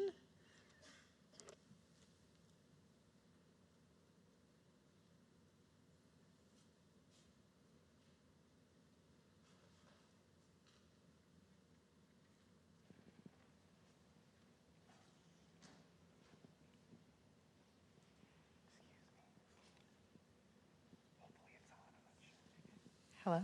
Yeah. Good morning. I'm wondering, I'm curious about acknowledgement.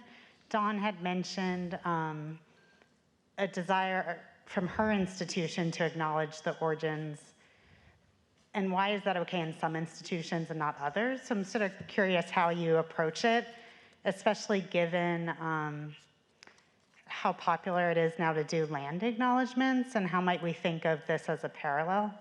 But I'm curious if anyone can suggest language to use about acknowledging the cultural and religious practices that we're drawing from.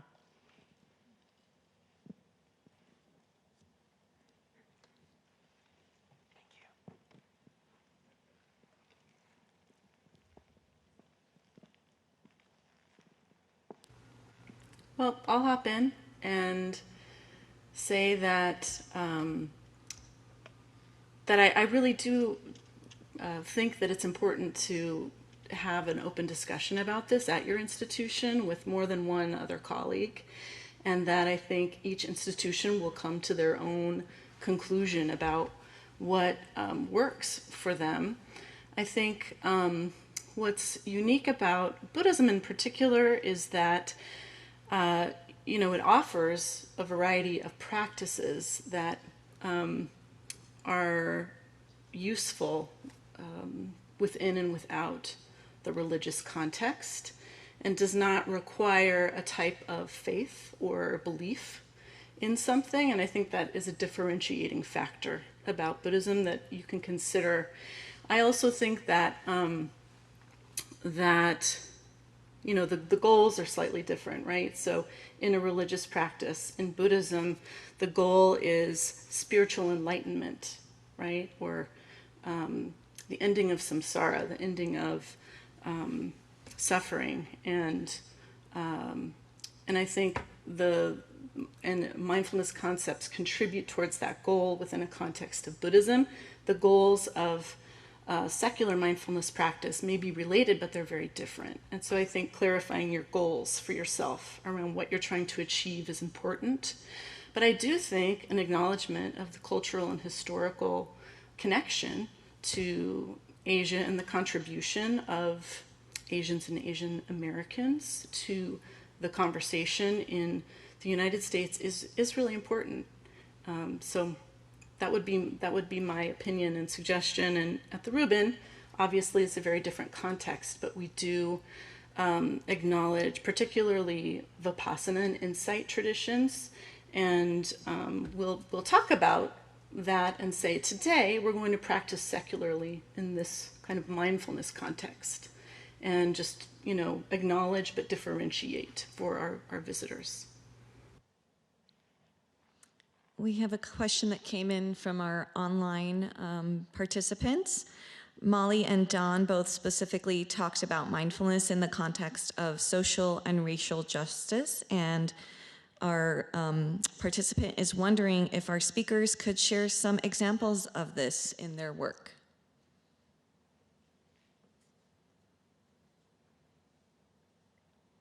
We are just at kind of that doorstep into walking into the space, so haven't yet ventured there.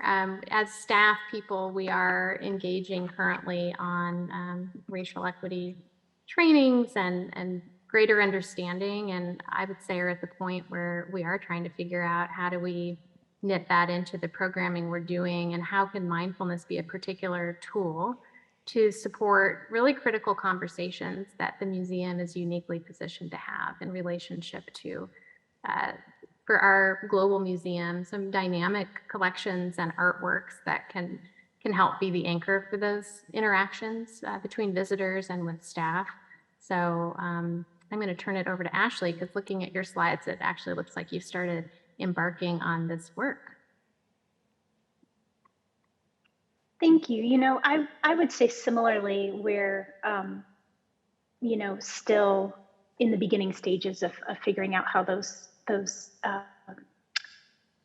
how mindfulness practice can support racial and social justice conversations and programs.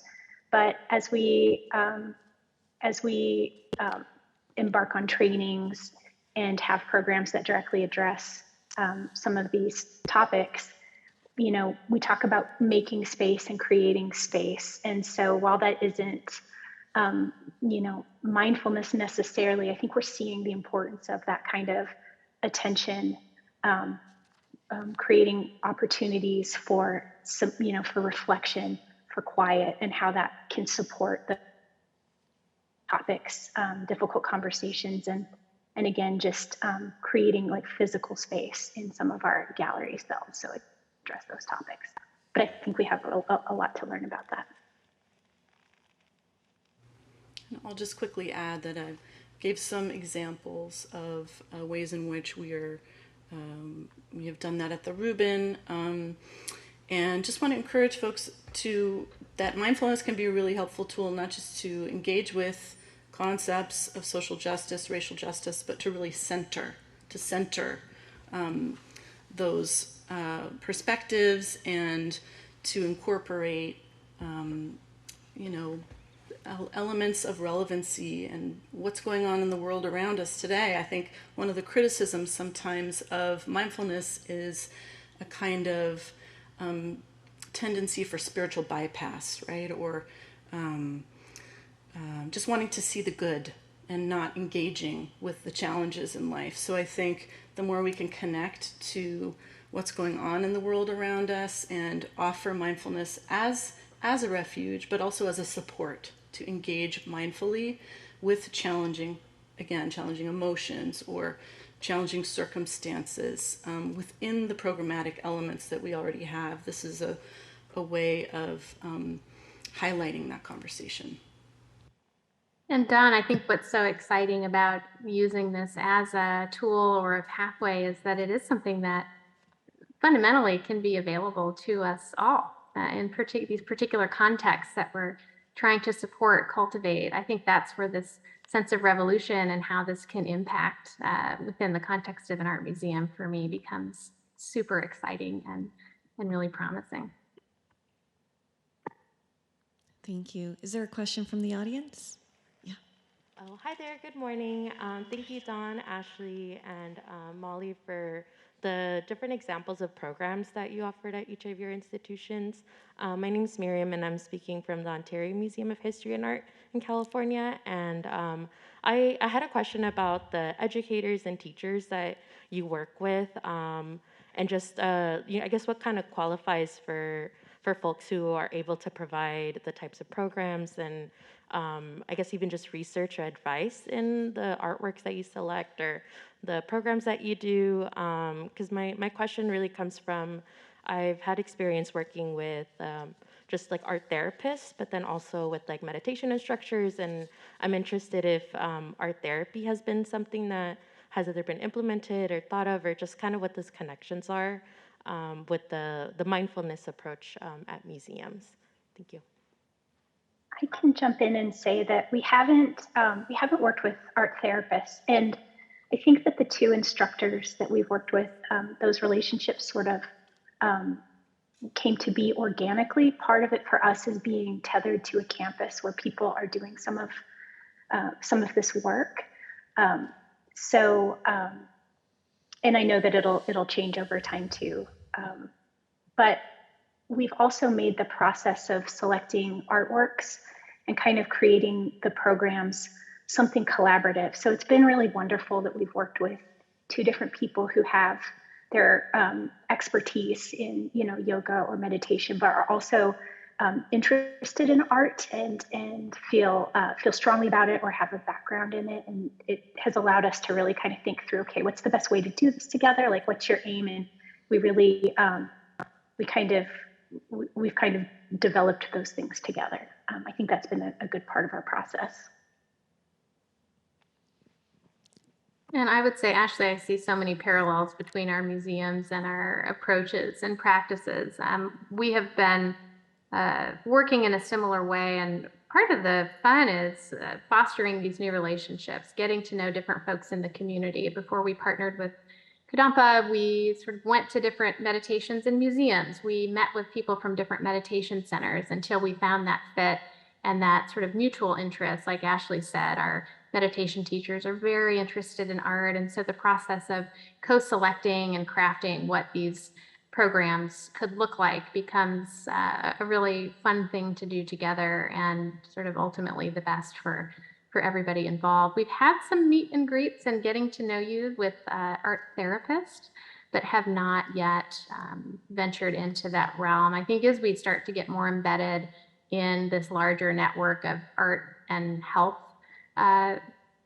communities and practitioners in the Denver area, I can see us possibly going in that direction potentially. But yeah, we're sort of in that nice fuzzy space of getting to know folks in these other disciplines that can ultimately kind of amplify the work that, as a museum educator, I have my own mindfulness practice, but I'm not really certified or trained to lead something extensive in that realm. So leaning on their expertise to make something better than either part has been a really big joy of the process for me. Terrific. And a quick question to insert, following up on some of your responses there too. If your programming is free, what percentage of your mindfulness programs are free, or are we charging additional fees for mindfulness and yoga programs? Ours are all up to this stage included in admission. And then when we pivoted Mindful Looking during COVID, and we still do that online every other month to keep it accessible, that has no charge. So people can just hop onto Zoom. And ours is identical, free with admission, and then online, anyone can participate. Similarly, at the Rubin, many digital resources are for free. Member access is often free, and programs are often included with admission or an exchange. And then there are certain exceptions that are very time intensive or labor intensive. Thank you. We have a question from our audience here. Yes, thank you all. One question is for the panel and then one for our Getty hosts. But for the panel, you all highlighted programs that spanned K through 12, and then some that partnered with colleges at a university, and then creative aging programs. And given it's such a wide span and with limited, time and resources, what goes into prioritizing where these programs go? Is it based on perceived need? Is it based on demand? How do you decide what you offer? And then on the Getty side, I'm just curious if there's a similar roundup of LA-based, both at the Getty and others that highlight these opportunities that we could actually take advantage of in Los Angeles.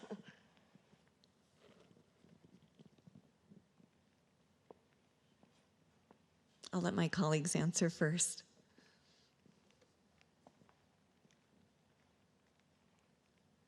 For us, I would say it's a combination of many of those factors. For our creative aging grant that we're working on around well-being, we were looking at sort of the needs of the aging population in Denver, and beginning to launch into working in community. So where were those pockets of need of under-resourced communities, and how could we take arts experiences out there into the world in a way we hadn't before? In terms of mindfulness, and so of course grant funding around those bigger projects is really wonderful.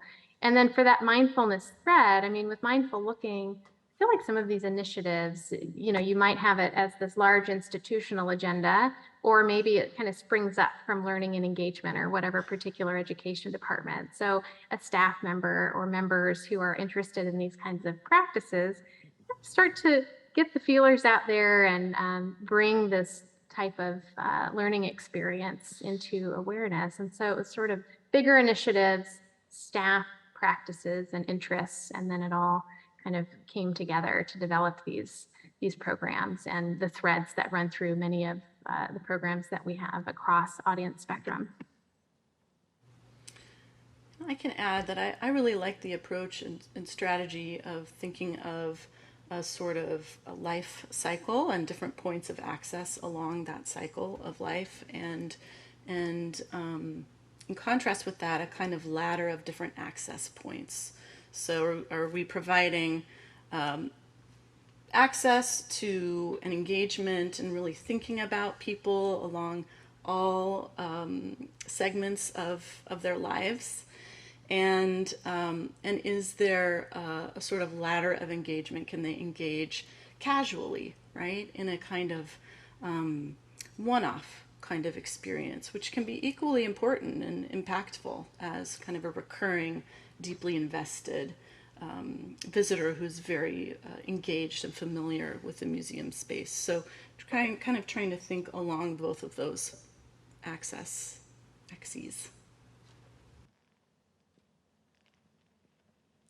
And I'll just add, you know, from our end, we started with general public audience, so just really making it available to anyone who's interested that can drop into the program. Kind of speaking back to what our panelists had presented about low barrier entry points, and in our next panel, we'll actually be discussing our pilot program that worked with a youth audience and a community partner organization. We're running a little bit behind schedule. There are really fantastic questions that are coming through in the Q&A. Maybe I'll just pose one more before we move on for our panelists. For the purposes of leading tours in a museum, what do the panelists recommend as a gateway to introduce visitors to mindfulness, considering the limits on time a tour has and perhaps even the resistance from visitors?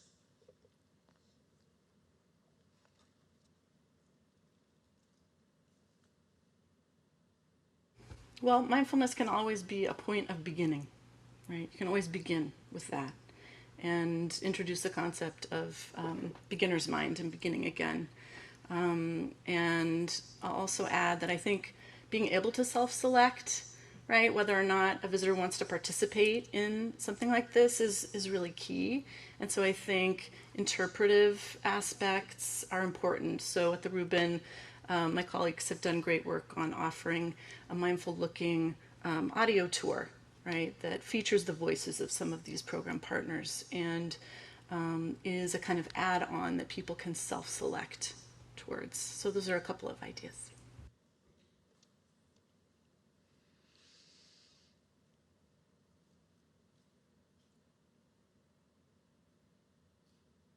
I would just say, you know, some of our kind of really interesting exploratory experiences that have helped us kind of develop and think in new ways about our how we integrate mindfulness have happened through collaborations. So I also think if you have community partners, you have specific groups that might regularly want to visit or have a kind of regular program, I think those are great places to introduce mindfulness. Slow looking is definitely a part of our, just across our department. It's really central to how we have conversations about art with people. And so it's not such a stretch to take that to a place of more, you know, greater reflection of more formal kind of mindfulness. But I think if you have some people who are willing to kind of partner or collaborate with you in that, it can be a great way to begin and kind of understand how this is also going to work for your institution too. And I think, yeah, language and transparency around the experience. I know when I was starting on this journey personally and as a museum educator, I did one program sample and was very new to meditation and did not feel that support. So for that beginner's mind or someone who's just being introduced to mindfulness, how do you talk about it? How do you support participants in a way that's not overwhelming? Or I think mindfulness is such a big word and a big topic and an amazing experience, but it can also seem a little bit intimidating. And so how do you approach that in a way that is compassionate and that is really conducive to that invitation to welcome people into the experience, and even to signal that we are thinking about the museum, not just a place to read labels and go from one painting to the next. I think even shifting our mindsets for some in the general public, we're still trying to figure out how to crack that nut in terms of what all the possibilities and the choices that do exist at our museum and others. Terrific. Thank you so much to our audience members and to our panelists for a really stimulating set of presentations. I'm so delighted to hear about all the incredible and impactful work that is taking place across our various institutions. And I know I do see your wonderful questions too about assessing impact, measuring success, long-term impact, and I'll just sort of signal that after lunch we do have a panel that focuses more on that element. So thank you, Dawn, Ashley, and Molly for joining us. I really hope to see you again in person soon. Let's take a very brief moment to check in. How many of us forgot our breaths in all of this? Did we forget? It's a miracle, right? That your body breathes itself. It does what it's doing without you really having to control it. But we do have the opportunity to, again, draw our attention and our awareness to that experience. So a very brief thought clouds meditation to check in, to arrive again, maybe in the spirit of that beginner's mind that was just mentioned by our dear panelists. And you can, again, if you feel comfortable, to close your eyes, just notice your breath.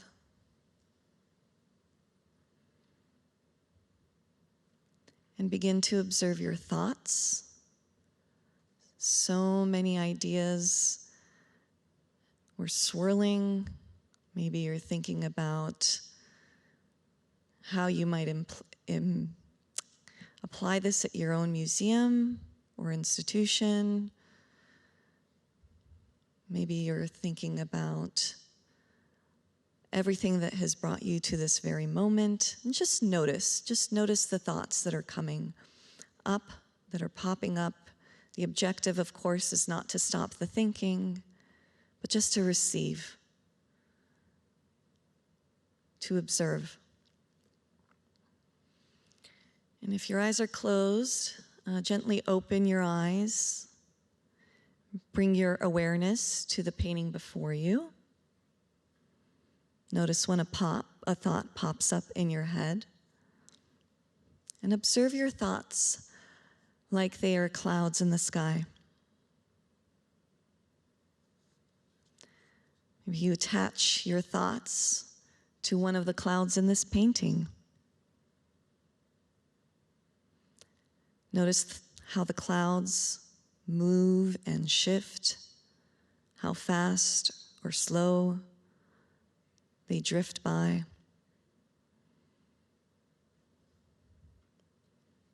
Let your thoughts come and go.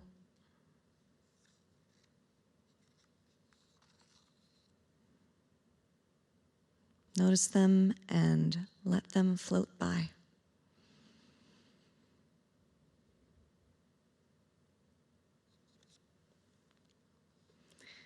Thank you for checking in.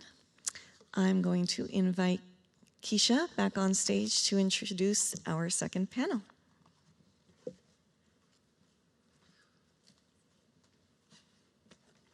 Good afternoon, or almost afternoon. It's almost lunchtime. Hang in there. So our second panel, we'd like to shift the focus a little bit to the Getty's program that we piloted this year. So this group conversation is going to explore art's impact, is what we called our program. It was a case study for creating a mindfulness-based art experience for teenagers. The panelists will discuss the origins of the program, the arc of the program, our research and development, goals and objectives, the partnership, the different operational needs that we had, as well as it's called Art's Impact, so the impact that the actual program had on the youth participants, some of whom are here today. You've already met Lilit, the project lead. I'd also like to introduce other folks who worked on this program. One is Lisa Davis, who is an education specialist for school communities. She manages programs and operations at the Getty Villa, which serves approximately 55,000 students per year. Before joining the Getty, she worked at the Boys and Girls Club and the High Museum of Art in Atlanta, as well as the Smart Museum of Art at the University of Chicago and the Lux Art Institute in San Diego, where she was responsible for expanding and developing programs while deepening public engagement with the arts. We also have Raul Flores, who is the artistic director of Artworks LA, which is an art education organization that combats the high school dropout rate in Los Angeles County with a healing-centered arts practice. With over 20 years of experience in arts education and community engagement, Flores previously served in teen, school, library, and outreach programs at MOCA and LACMA. As artistic director, he forges partnerships and fosters dialogues in museum, creative business, cultural, and civic institutions to support youth. So Lisa, Lilit, and Raul, please join us on the stage, and everyone in the audience, online and in person, enjoy this lovely conversation.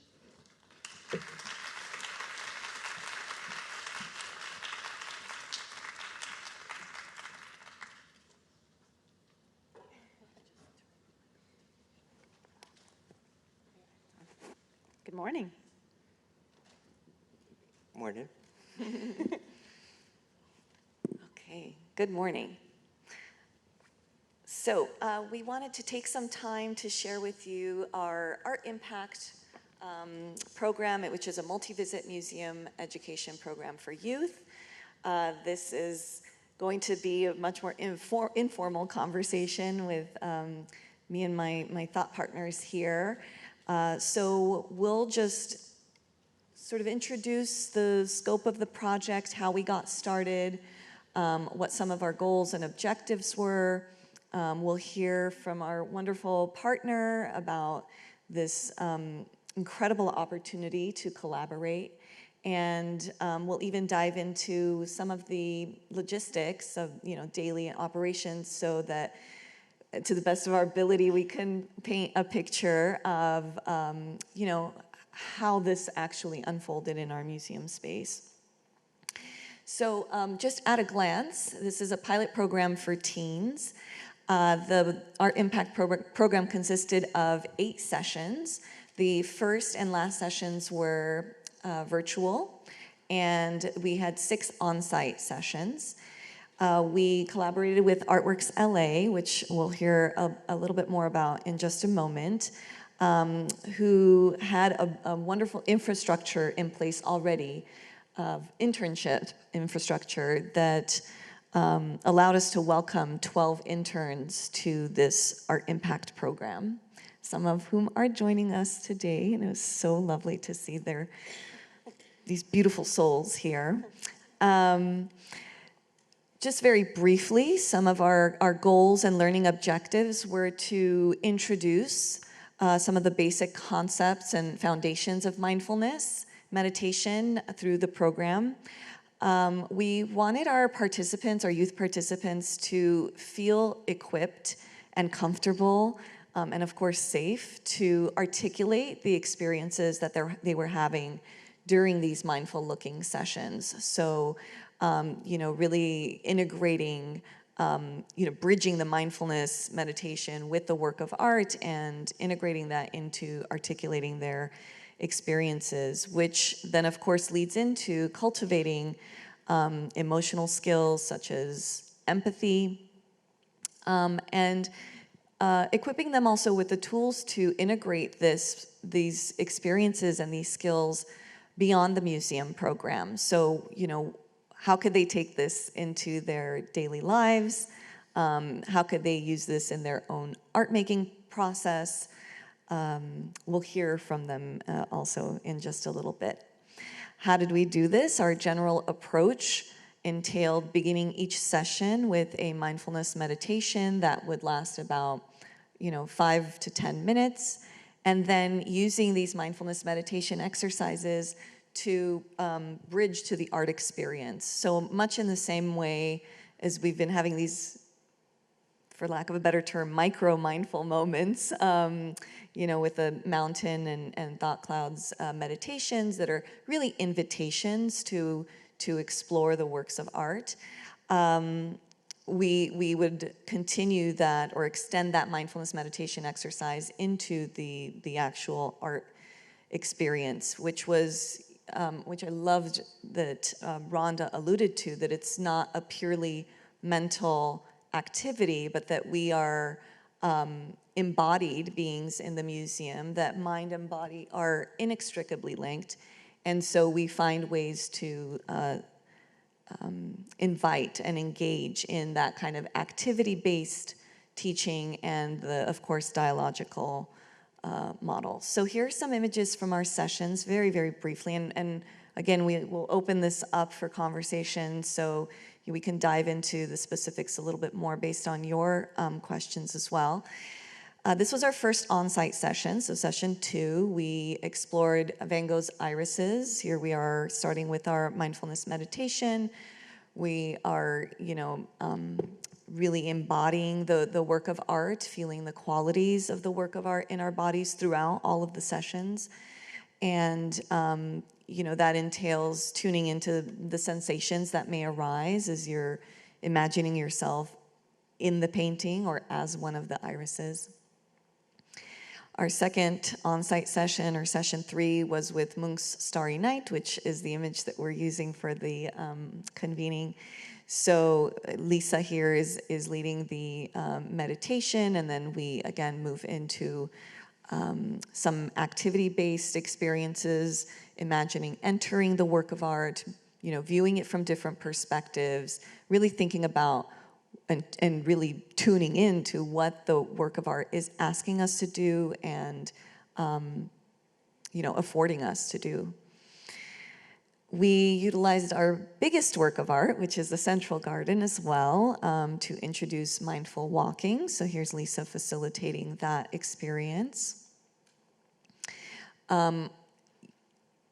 Part of building or designing this experience was that it is very intentionally a multi-visit program, so we wanted to scaffold learning experiences and mindfulness meditation exercises. So, tying in, for example, the mindful walking from the previous week to this session with the Ruche.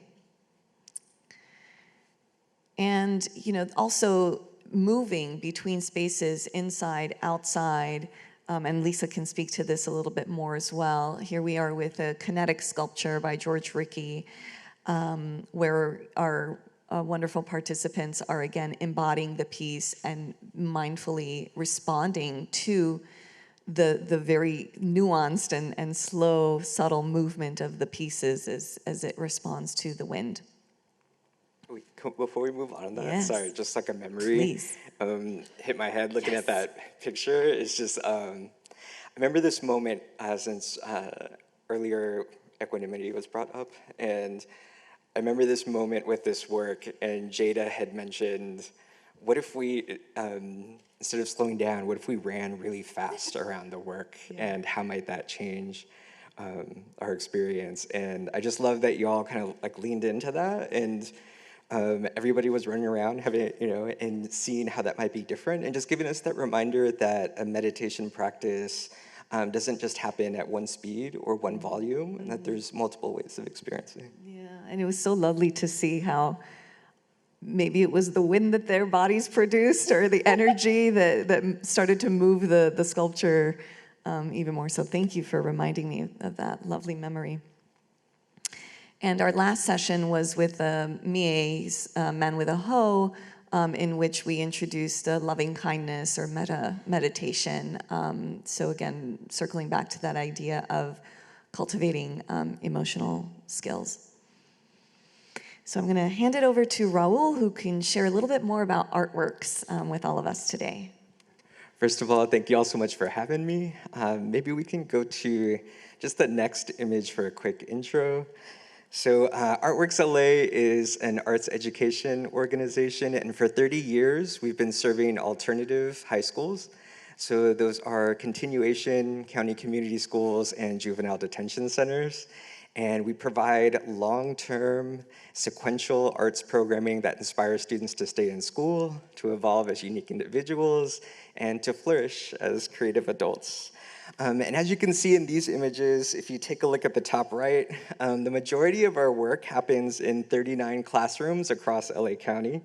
We place professional artists to work with students to re-engage with learning, and the way that we do that is we produce new work and exhibit new work that's in dialogue with the thematic content that happens at museums and cultural centers throughout the region.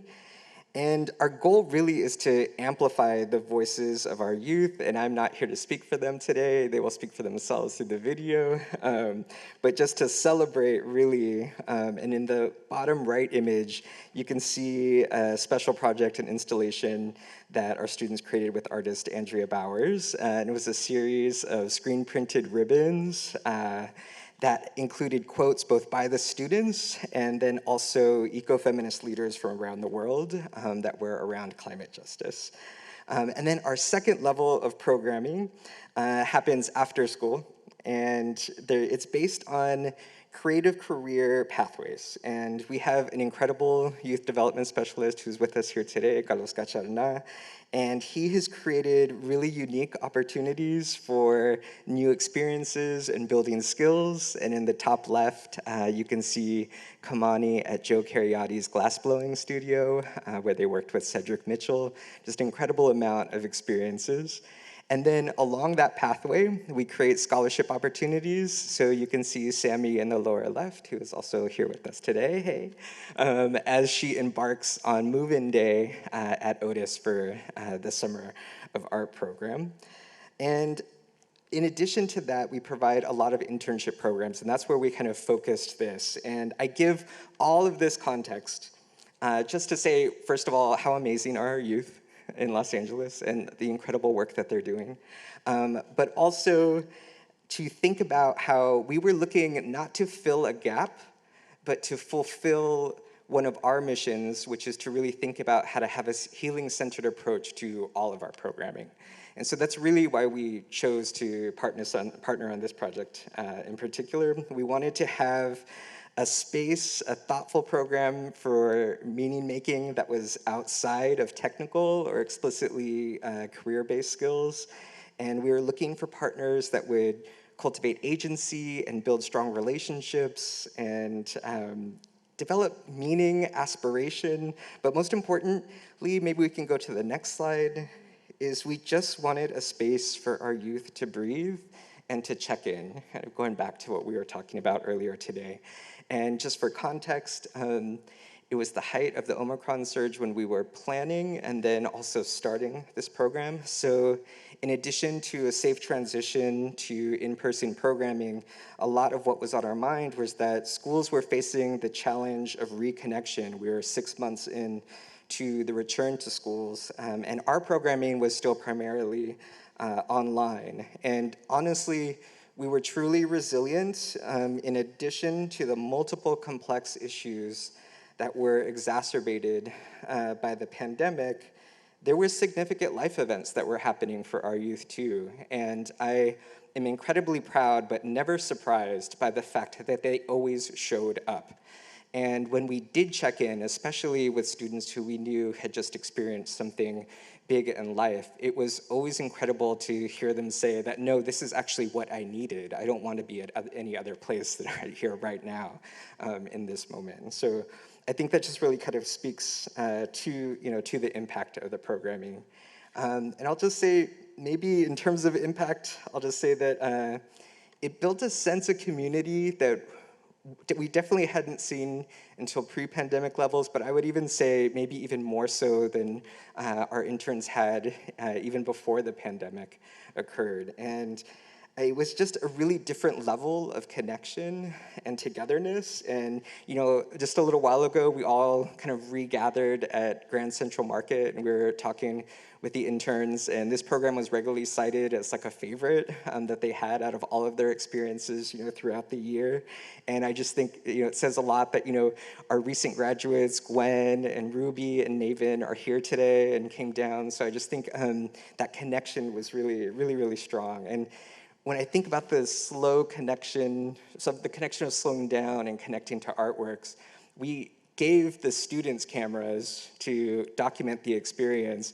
And it was almost impossible. I feel really bad that I didn't include was trying to limit the slides and didn't include, we had like over 600 photographs of plants from the gardens. And what a beautiful example, though, of slowing down and connecting.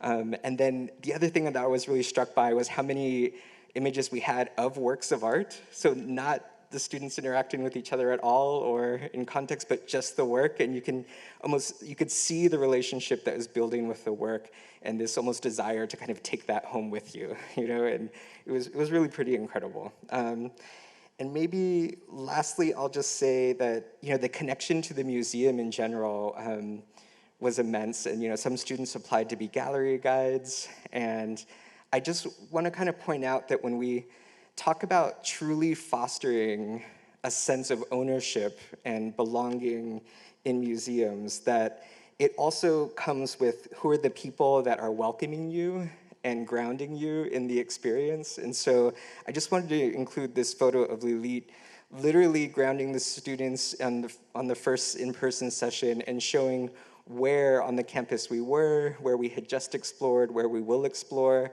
because it means so much. We visited so many areas on the campus of the museum, and students had an incredible amount of access and behind-the-scenes experiences. We were meeting in the boardroom, which Lisa will talk about shortly, but the fact that they learned about what a board of trustees does in that space, or the fact that we were able to have very candid conversations about art, race, exhibiting, and collecting practices. And I think that that only came because of the comfort level that we all had together, because we were grounded in the experiences that we had in the morning. And I just think that that's really, really important. And so I'll maybe hand it over to you, Lisa, to talk about a little bit more of how the program's structured. Sure, yeah, thank you. I just have to say I felt very fortunate to be brought into this project as an educator, being at the Villa, and then so being invited to this space at the center was really a unique opportunity, and then to work with amazing partners, which is awesome. So, and to see that community just that you spoke of, Raul, and also I think this is part of what has been touched on kind of throughout the day, is that connection and that community that was built over the 8 weeks, and then to see our young people here today also just like warms my heart and just really speaks to what we are trying to do as educators, as museum educators, is really continuing that lifelong learning and lifelong connection with the museum. So I'm so happy that everyone showed up today. So I will share with you, I have the distinct pleasure to share the logistics and the details, because I love logistics and details. In case, hopefully, as Lilit said, people will want to employ this, implement this throughout wherever your museum is or wherever your institution. So I just wanted to kind of break down the details. We welcomed 12 participants every Saturday morning from 8:45 to 9:30, and we did leave the time pretty wide, just again to kind of build that downtime and try to take it slow. And we know Los Angeles traffic and all of that, so we really did try to extend the time. And we are fortunate to be funded.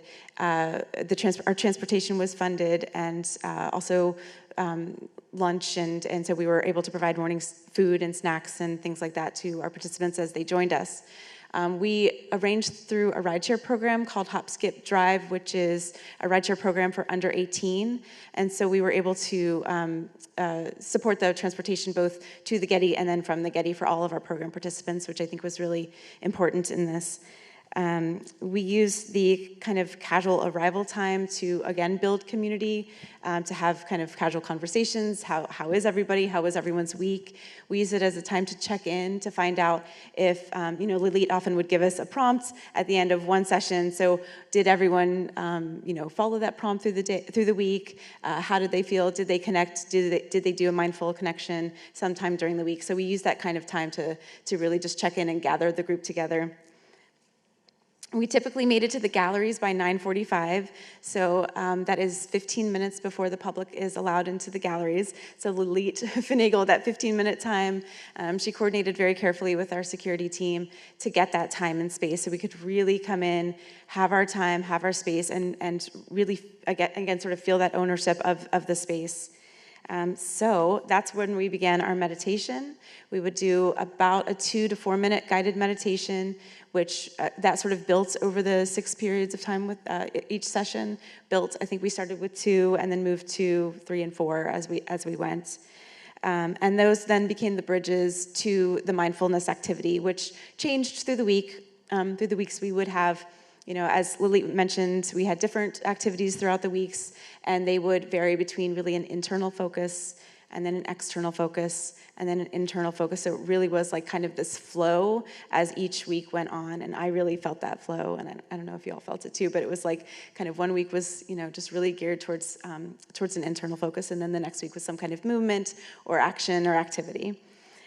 Following that, we would move up into our, I forgot, we had, actually, I don't know if can you switch our slide to, following the mindful activity, we did sort of allow freedom into the galleries because our participants just were chomping at the bit to really do some free exploration. So we spent maybe 20 minutes, I think, between the mindful activity and then going back to our headquarters in the boardroom.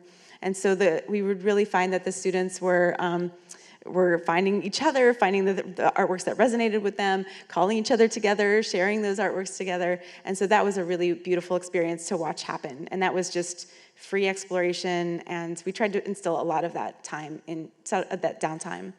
And then this is a great photo of the boardroom. And I just remember I looked out at all of our young people around the boardroom, around the board table, and I said to them, I was like, this is you. In a few years, please just take a picture of this.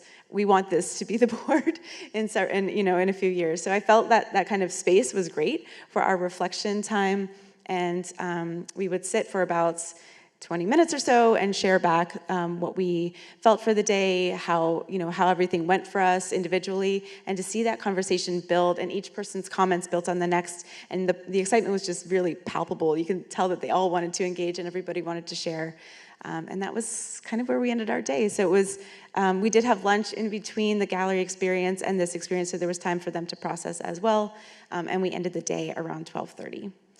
So I'll just leave it there and open it up. Yeah. Do you want to speak a little bit too about the impact that it made on us as like educators? And sure. Yeah, before we cue the video and hear. Definitely. Thank you.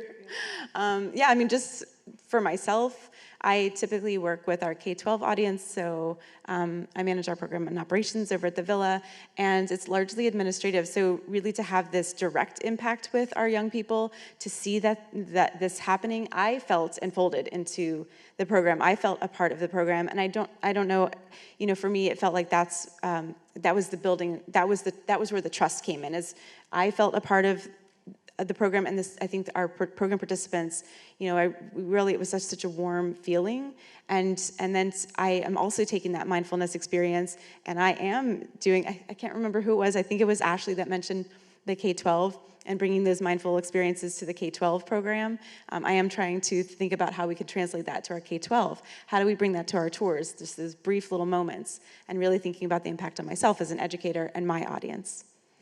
So I don't know if you want to continue to.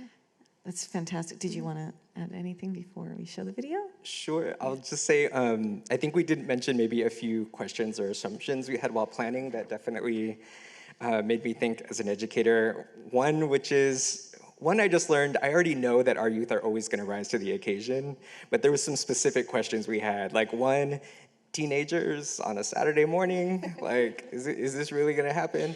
And we were asking that question also in light of the fact that we had students, we didn't mention this before, who were coming from Boyle Heights all the way to Chatsworth, all the way down to Linwood. So they were all coming together, right?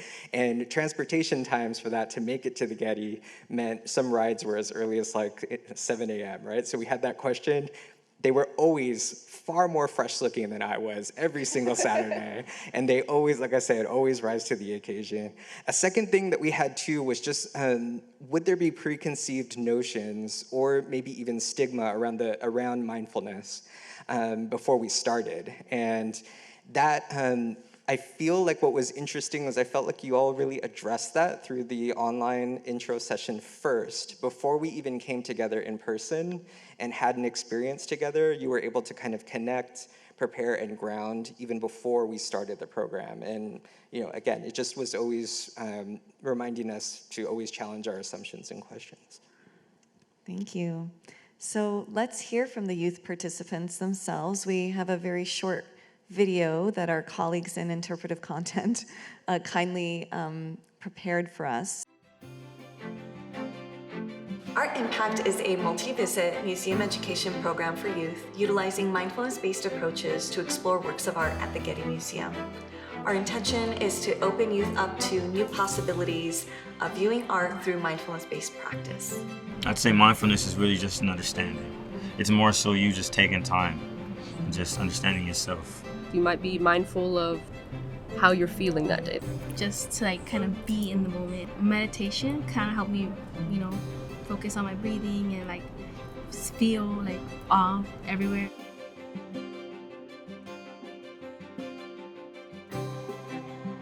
Mindfulness is an attentive, intentional awareness of the present moment, and integrating mindfulness-based practices and works of art enhances the experience of both. It just shows you there's more. You see there's a painting, but when you put mindfulness with also vision, you see a whole nother perspective. When you're aware of your own senses, it lets you interpret the art in such really refreshing ways. This manner of mindful looking is conceived of as an embodied approach, which allows for more open, curious, and profound engagement with works of art.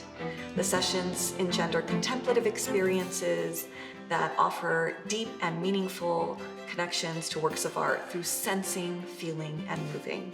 It's helped impact my look upon art in multiple ways. One of them being the fact that when I looked at it, I just used to look at it, quickly scan it, and be like, okay, there's this, this, and this, and that's it. Now with the mindfulness techniques, I've been able to look at it slowly and notice very intricate details. Museums are contemplative spaces that encourage slowing down, and the artworks themselves allow, invite, and even solicit activity. Mindful looking brings mind and body to the work of art. Engaging our whole selves, we feel the qualities of the work of art in our own bodies.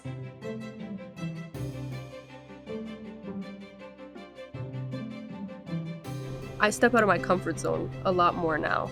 This experience overall has just given me time to kind of find myself a little more. This is my first time and I love it. I feel like I've taken that into my everyday life, and just to stop and then breathe and be aware of my breathing. We honor and hold space for their personal responses to the pieces. Building a sense of community at the Getty was a key outcome. The best thing I've ever done. I got the chance to actually see myself in those pieces of art. It's an experience that you get to enjoy with others. You learn more about yourself. Getting to know art and understanding the depth of just not seeing it as a picture, but seeing it as something deeper. It's what everyone needs.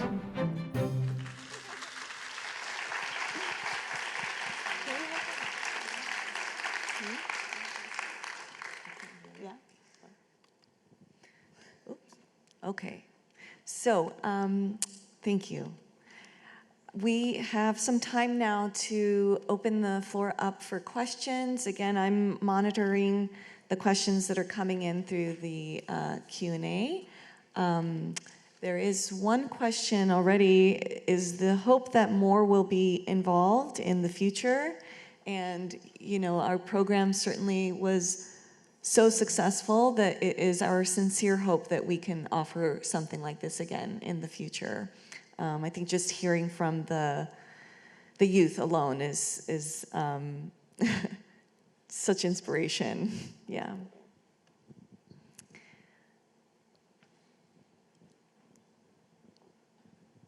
And again, we have mics in case anyone would like to pose a question. I see a hand. Yes.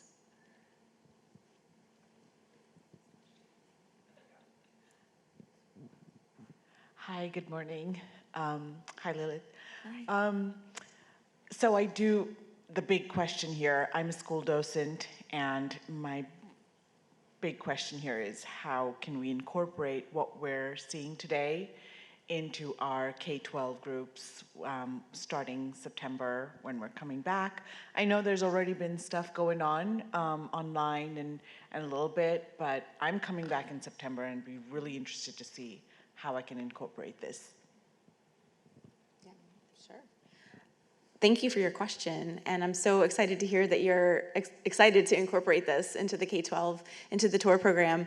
I would just encourage you to, as the students are arriving, I know that we always are kind of rushed and we're worried that we're not going to, be able to get them to the artworks on time, and a lot of times the time is truncated because LA traffic. But I think that makes mindfulness even more important. I think as you're gathering the students, you can just, literally take 10, 15 seconds and have them all. I'm so glad you're here. Thank you for so much for coming, that sort of thing. Do your welcome. And then let's all just take a deep breath in together and center ourselves and be here now. The same invitation that Lilit has offered. Just really take that time and even explain to them, we're taking the time to be here now because this is such a special opportunity for us to be together and that sort of thing. But you can just take a split second to do it, I think. Does that answer your question? Yeah? Yeah. Sure. Yes. Oh, I see. And I'm hoping to maybe do that because I'm going to do a walkthrough with you on Friday. Oh, so, yay. But so when we're actually in front of the artwork, is there any way for us to, or how did you engage the youth in mindfulness and that connection that you're talking about? That's my particular question. Yes, such a great question. Because, we have the opportunity to practice mindfulness in any given moment, right? So what makes for the integration of mindfulness with the art experience something a little special or a little extra for your groups or for your audiences? And I think my guiding principle has always been to really allow the work of art to ask those questions of us and invite us to act upon them in ways that solicit movement or slowing down or speeding up, and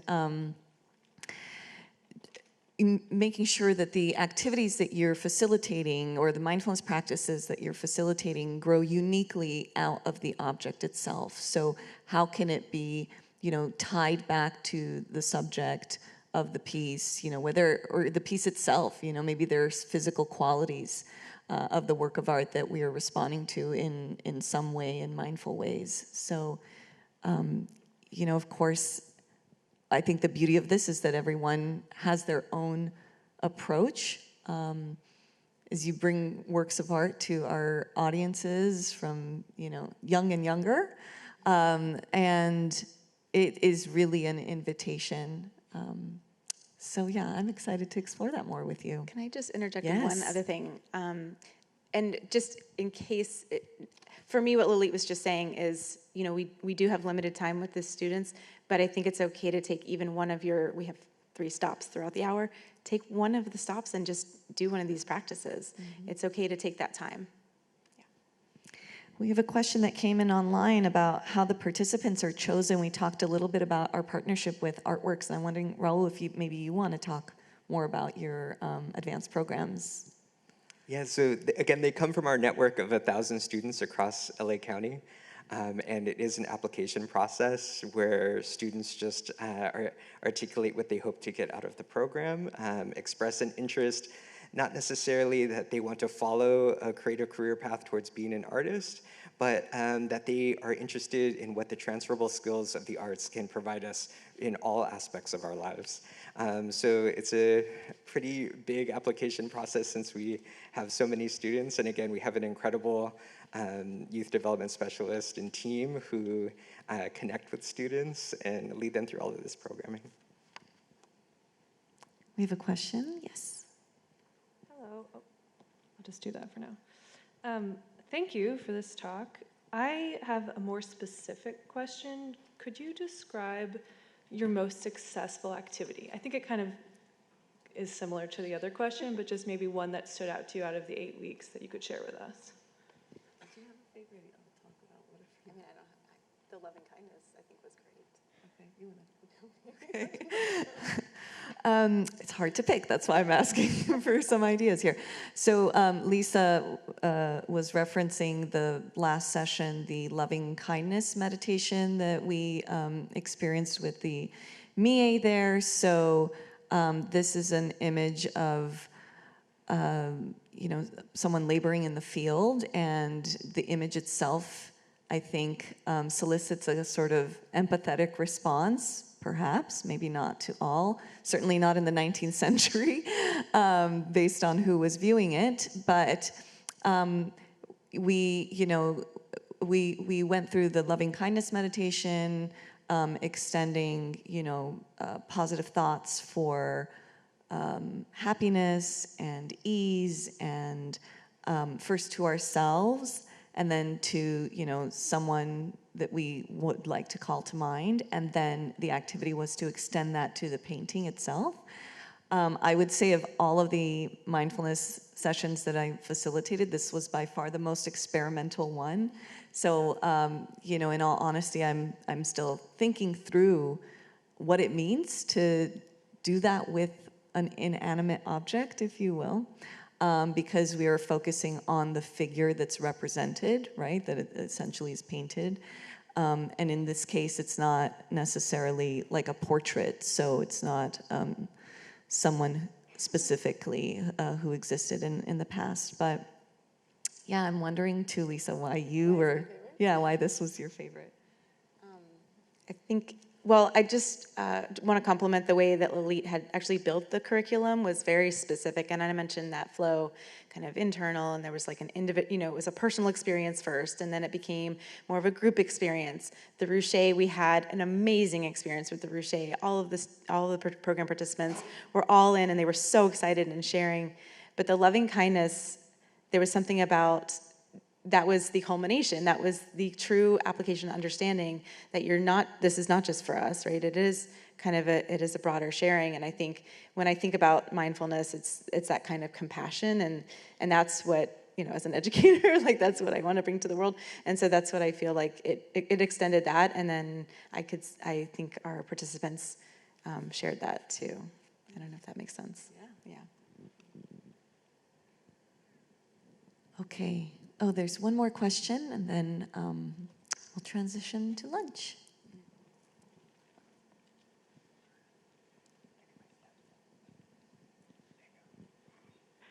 Thank you. Thank you so much for this program. And I guess a comment I want to make is the teachers have such an impact on the way the whole program develops, of course. I think from an educator standpoint, you always have to have your plan and your intention and be willing to let go of some of those pieces if others rise to the surface and need more attention. And I'm sure you did that during this process. My question is, during any of the program, do you ever concentrate on the artist, what they were feeling at the time they were creating a particular piece of art? That's my question. Thank you. Such a good question, and I think that it's naturally very difficult for us to ever really know what the artist was feeling, right, when they painted it. I think what we can do and do is provide any sort of relevant contextual information as it arises in the moment, is in response to the participants' questions, curiosities, observations. So I do love your question because I think it's important to contextualize the work that happens in the galleries. It's not, you know, not separate from the art historical, you know, context, excuse me, or the artist's, what we understand to be the artist's intentions or feelings, right? And just acknowledging that that is one additional layer of information or an additional perspective that can maybe enhance the experience that's taking place before the work of art. Yeah. Do we have one more up there? Sorry, I know I said last question, but I saw your hand. Can't help it. Sorry about that. No. Yeah, I'm Michelle from MoCA, and I just had a question specifically. We've had some pushback around mindfulness in our practice because certain individuals, maybe with anxiety, depression, PTSD, have shared that sometimes going very deeply into their own physical and emotional experience can be very triggering or difficult. And I'm just wondering if you had any protocols around that, if that's something you'd explored, or if that came up at all, or perhaps because this is an opt-in program, it wasn't really part of it. But I just was wondering about that. Thank you.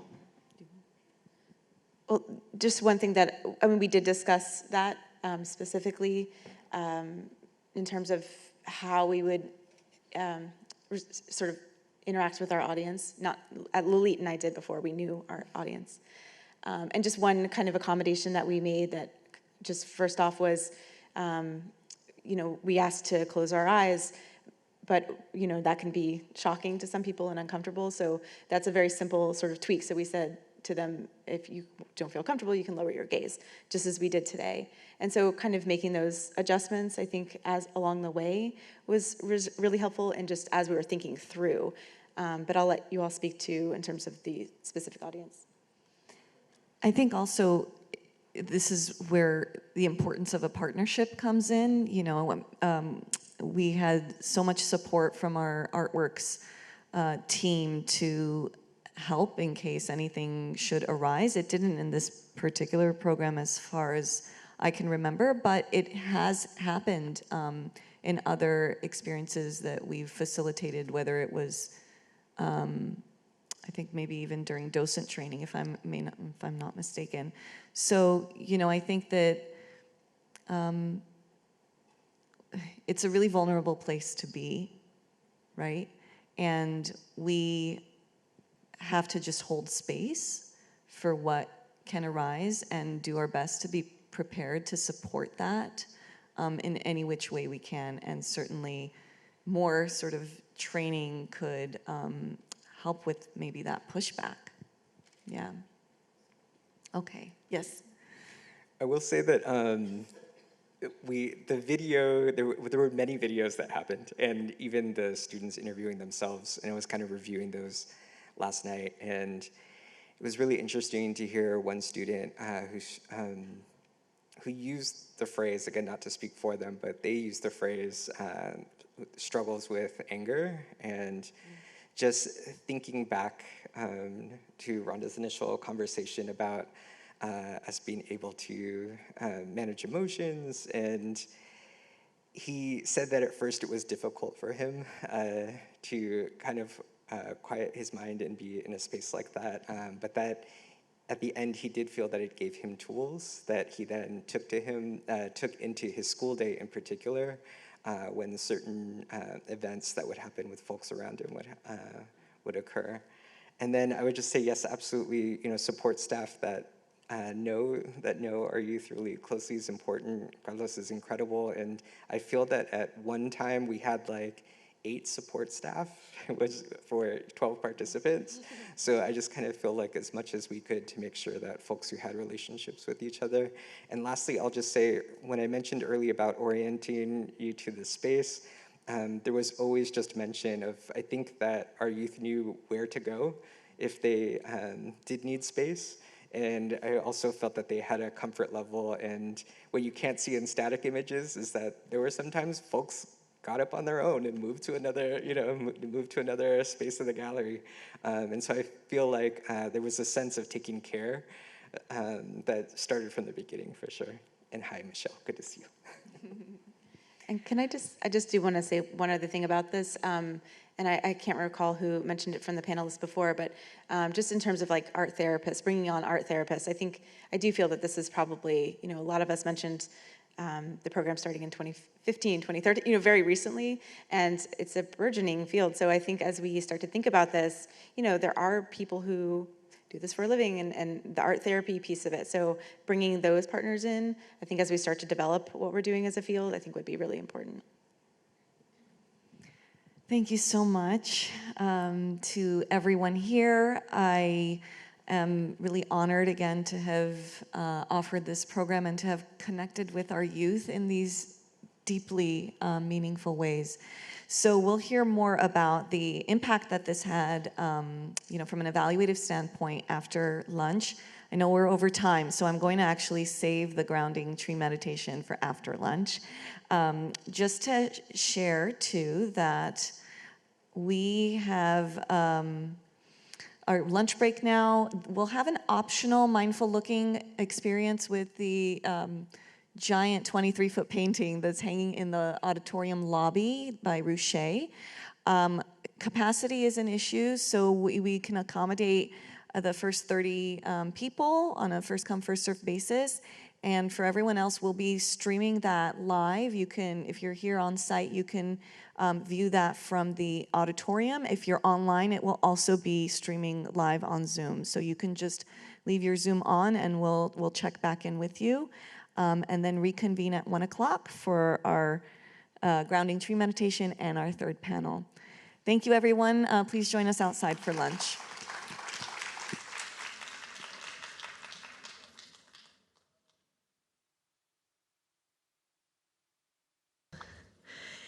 Thank you, everyone. I know that was a short lunch break, but let us dive right back in with the grounding tree meditation that we were going to do before lunch. I think it's just fine to get us grounded and centered and present once again. So for our final mindful looking exercise, mindful moment, let's explore what it feels like to be grounded in our bodies. Practicing a tree meditation helps us feel perhaps centered and maybe even rooted in the present moment. So once again, I invite you to close your eyes if you feel comfortable.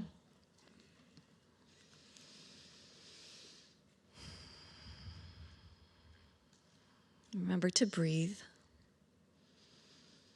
Notice your inhale and your exhale.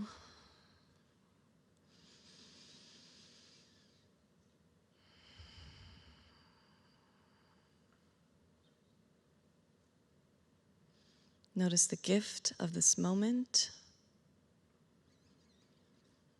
to arrive.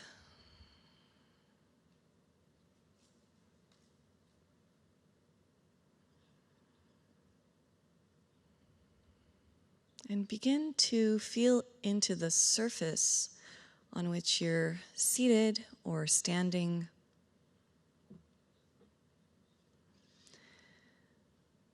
Notice the sensation of feeling held, supported. And see if you can envision that support extending down through the chair or pillow or floor, down through perhaps the building or infrastructure in which you're currently positioned, through to the foundation of that building, into the earth.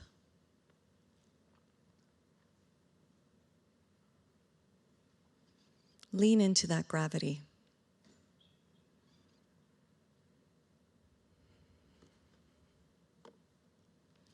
And when you feel comfortable, please open your eyes And gently direct your attention to this painting. I invite you to pick one of the trees represented in the painting and embody it. Be the tree.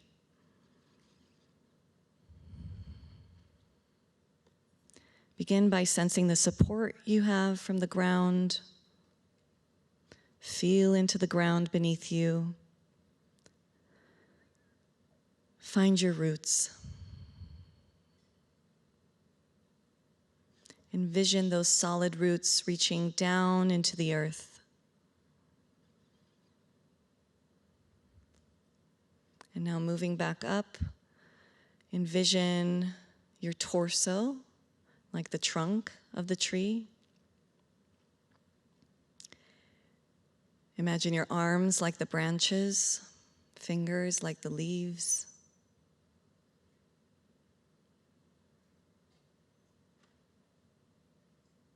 And see, while you're feeling into the grounding nature of this, if you can also experience a sense of uplift and stability.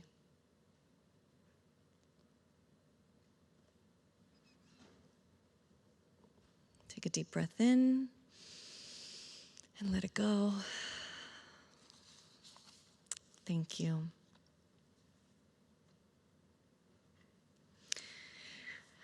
I'm excited now to move into our third and final panel that focuses on reflection and response, evaluating mindfulness in museums.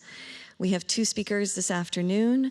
The first is Dr. Teddy Asher, who is neuroscience researcher at the Peabody Essex Museum. She joined PEM in 2017 after completing her doctoral degree in the biological and biomedical sciences program at Harvard Medical School. Her training as a basic biologist has lent Teddy an appreciation of how mechanistic understandings of living systems can meaningfully inform our lived experience.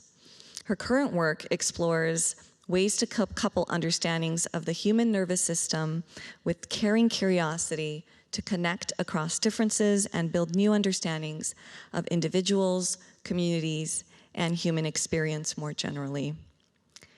Second, we have Adrienne Quinn Washington. She is a research, evaluation, and technical assistance generalist at West Ed, which is a nonprofit research, development, and service agency. She's devoted almost 3 decades to conducting research and evaluation studies of education and community-based programs, including diverse content areas such as arts education and integration, school improvement and reform, college and career readiness, and alternative education. In addition to a wide breadth of experience in conducting mixed methods research, she also develops and conducts workshops, webinars, and other technical assistance support for a variety of clients and stakeholders. Washington holds a BA in psychology and an MA in experimental psychology from Cal State Fullerton. So I'm going to turn this over to Teddy, and then we'll hear from Adrienne, and then we'll have a chance for panel discussion and Q&A. Thank you.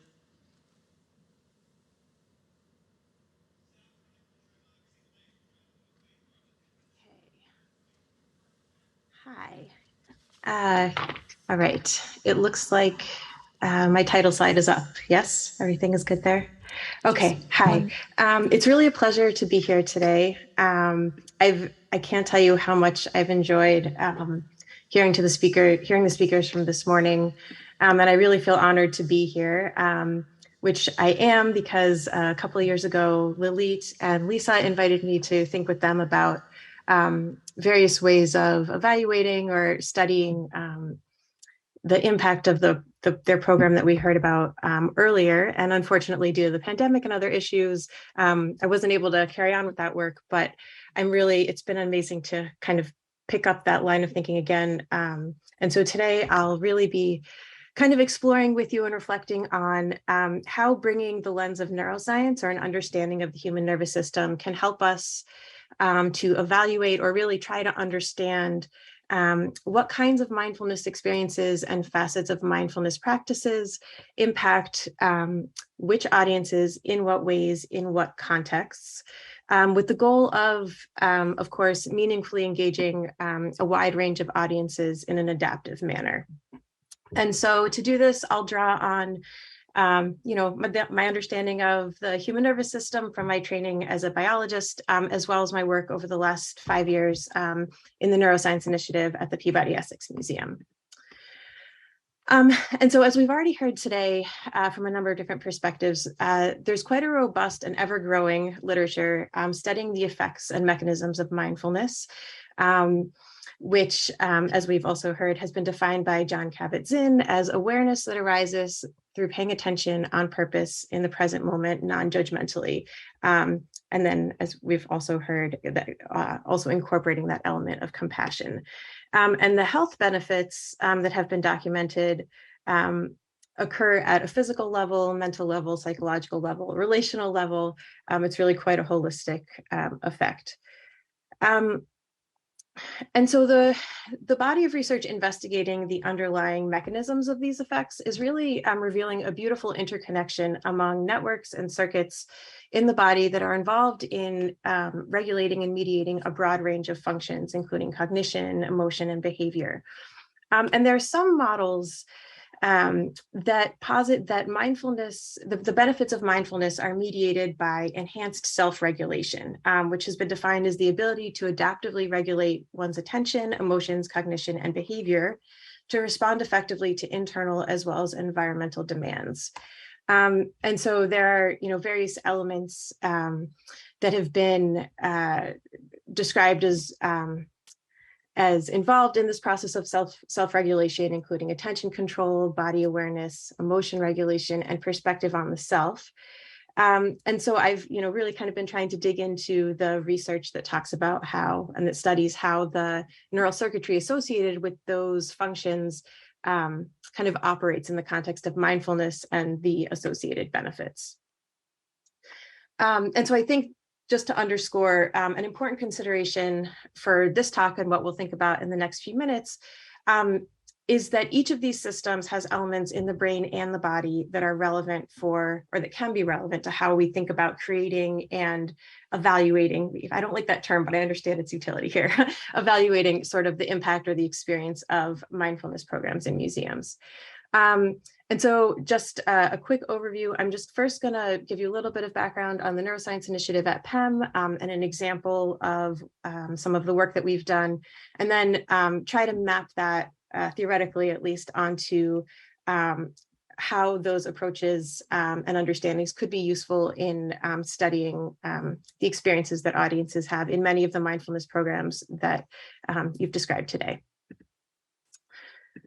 All right, and so just for a bit of background, the Peabody Essex Museum is a museum of art, culture, and creative expression located in Salem, Massachusetts.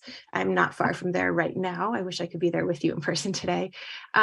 So the Peabody Essex Museum, or PEM, is the oldest continuously operating art museum in the United States, and our collection really spans a number of dimensions: time periods, geographies, cultures, media disciplines. And so there's a way that to visit PEM is inherently to have the opportunity to connect across many different kinds of differences and to engage with the unfamiliar. And I think, from my perspective at least, those facets of the PEM experience are really critical to our mission, which is to transform people's lives by broadening their perspectives, attitudes, and knowledge of themselves and the wider world. And so there's sort of a core here that is that we conceive of our work really as creating experiences. And so the Neuroscience Initiative then was sort of formally founded in 2017 based on the premise that all experiences are in one way or another a product of the brain. And our work sort of seeks to test the hypothesis that we might be able to create increasingly meaningful experiences for our visitors and with our visitors by informing our experience design with an understanding of the human brain and nervous system more broadly. And so, sort of put simply, there are kind of two goals underpinning our work.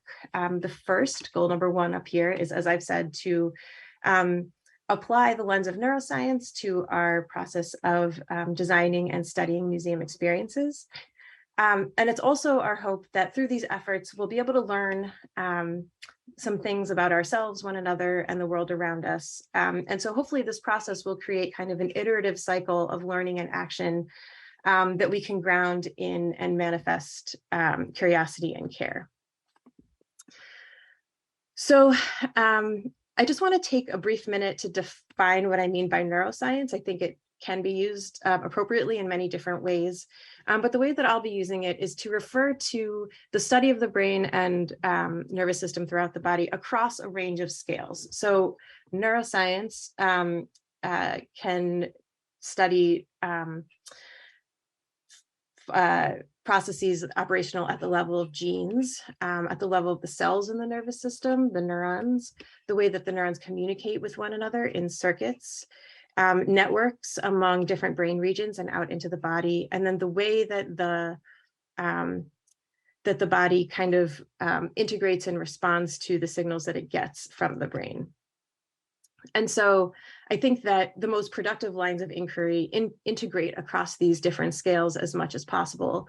And so that's what we've tried to do as part of our work at the Neuroscience Initiative, by integrating existing understanding derived from the scientific literature with our own inquiry and study of visitor experiences in our galleries. And so I think I just wanted to mention that I tend to see neuroscience and biology in general as one lens that can offer a meaningful vantage on self-understanding, and that can be instrumental in pursuing both personal and community objectives, such as the ones we're talking about today, grounded in well-being and connection.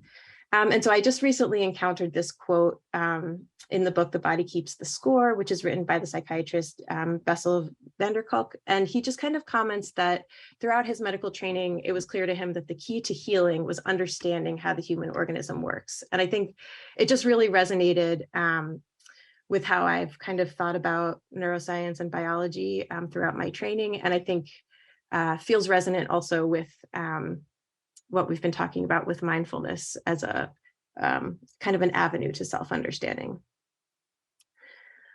Okay, so how have we been doing this? So to date, as part of the Neuroscience Initiative, we've really, as I mentioned, tried to integrate research findings published in the scientific literature, which by and large come from studies performed in a laboratory setting, and that are really finely controlled, right? Any change that you observe in those studies is likely attributed to the elements in the system that are in question, and not other factors that might be changing, because everything is so tightly controlled. So we try to integrate those findings with our own study findings, which of course take place in an art museum gallery, which is not a controlled setting, right, as we all know. And there are benefits to both of those contexts. And so we try to use them synergistically. So the way that this often works is that we'll scan the literature across these different scales to generate a hypothesis about a particular question or an experience design element. And then we will perform a visitor study, really using methods that are confined to this right end of the scale here. So those would incorporate physiological measurements, behavioral observation, and self-report, as in exit surveys or interviews. And then the idea, and I will say that to date, we have not had a ton of experience in getting this far, but the idea is to use the results of these studies, the findings from these studies, to update our understanding of the elements in question, and kind of go through this cycle where we kind of integrate what the community knows from the literature with what we've come to understand about our audiences in our galleries. All right, and so I think I just kind of wanted to map some of those metrics, those physiological, behavioral, and self-report metrics onto kind of a model of experience kind of through the mechanistic lens of neuroscience or biology. So an experience arises when one or more of our senses are stimulated by entities out in the world, right? And we could also apply this to interoceptive senses, the sensory information that we get from inside of ourselves, which is very important, but let's leave that for a little bit. So experiences arrive when our senses are stimulated by entities out in the world, and that information makes its way into our brain, where it interacts with different brain regions and other information to generate cognition, memory, and emotion. And other of those neural signals are sent out into the body via the spinal cord to regulate behavior and physiology. And so these products, cognition, memory, emotion, behavior, physiology, these all contribute to the sensations that we have when we have, quote unquote, an experience. And it, again, it's important to remember that the body also sends information back to the brain. And so the state of the visitor in any given moment very much impacts how they receive and internalize that sensory information coming in from the outside, right? And so I just kind of wanted to transition to the networks that underlie those kind of facets of experience. So there are cognitive networks that mediate that govern our attention. There are the memory networks. The limbic system regulates our emotional processing. And again, these three networks in particular feed into the region of the brain that really reaches out down into the spinal cord to sort of impact these physiological outputs. And I just wanted to, as well as our behavior, but I just wanted to take a moment to focus in here on this physiological corner of the diagram. So these metrics, which I think are sort of a set of metrics that we've added that aren't necessarily always included in typical museum evaluation, although in some cases they have been in really interesting ways. Oops, sorry, hang on. That bear came in earlier than it should have. So these physiological metrics reflect a phenomenon called physiological arousal, which is really an indicator of a physically intense experience and or a personally significant experience. So this physiology is integrating information from your cognitive network, your memory, your emotional state to sort of regulate your autonomic nervous system, which many of us have encountered in the context of the fight or flight response, right? So here we have our bear, which your body needs to either get ready to fight, to run away from, to flee, or in some cases to freeze and try not to be noticed, right? And so the way that these different functions, and I've just listed a few of them here, heart rate, respiration or breathing, sweating, the stress response, the way that those functions are regulated facilitates our muscles to become active, to get plenty of oxygen, to get the energy that they need to fight or flee, whereas processes that are not a priority in the moment, like digesting food or repairing other parts of our body, right? Those are sort of down regulated. But I think the point I want to make here is that it's not just about bears, right? So again, these physiological metrics sort of reflect any experience where you have a physically intense or a significant stimulus. And so they come into play when we encounter a work of art in a museum that we love, or that we don't get, or that we are really curious about, or that we are intimidated by, right? And that also applies to kind of a more spatially holistic view of a museum experience. And so, so every individual, right, is going to internalize the same set of contextual stimuli, environmental stimuli, but they're going to do it differently depending on their past experience, their present state, right? Are they tired? Are they energized? Are they focused on something else? And their kind of general underlying baseline biological calibration. And so we've, as part of the Neuroscience Initiative, tried to develop and employ a mixed methods approach that allows for integration of data coming from behavioral observation, physiological metrics, and self-report. All right, and so In the studies that we've done to date, we've used mobile eye tracking glasses to monitor how people allocate their visual attention, so basically where they look. We've used physiological monitors that sit on the wrist and connect via some wires to some pads on the fingers to collect a particular metric called electrodermal activity, or the galvanic skin response. And that again is kind of a direct readout of that fight or flight response driven by the sympathetic nervous system. And then we've also used exit surveys to gather some demographic information and ask, a range of questions about people's conscious experience of their time in the gallery. And so to date, basically over the first 3 years of our work, we conducted 3 different studies and 3 different changing exhibitions, and have sort of analyzed the data and stitched together a few different data stories. And so I just want to emphasize that my takeaways from this work to date have not been the specific findings. The sample sizes and experimental design have not been robust enough to allow for really conclusive generalizable results. But I think this work has served as a proof of principle that of what metrics can be integrated in kind of an ambulatory in situ setting of a gallery, and begin to sort of point to the kinds of questions we can ask and can't ask maybe using these tools. So I'll just share a few pieces of data from a study that we conducted in the fall of 2018 in a photography exhibition by the artist Sally Mann. And in the show, there were 8 instances in which we had sort of quotes from the artist printed in large text on the walls.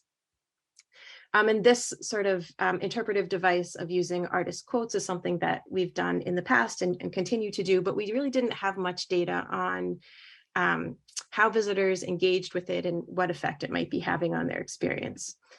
And so it's kind of a playground for this experimental approach. We posed this experimental question of how do participants engage with these artist quotes, and is the engagement with the quotes associated with the way that they engage the artwork that accompany the quotes. And the hypothesis that we had going in is that these various metrics for engaging of how participants engage with the artist quotes would be associated with their physiology, the amount of time they spend with the photography objects, so their dwell time, and their sense of resonance with the artwork and with the exhibition as a whole. And so I'm trying to balance detail and time here, but I'll just say it was a pretty small study. We recruited volunteers via social media and ended up with about 24 usable data sets, 21 of whom were from females, 2 from males, 1 from an individual of an unreported gender. 13 of the 24 participants described themselves as having education in the arts. 19 of them were members of PEM.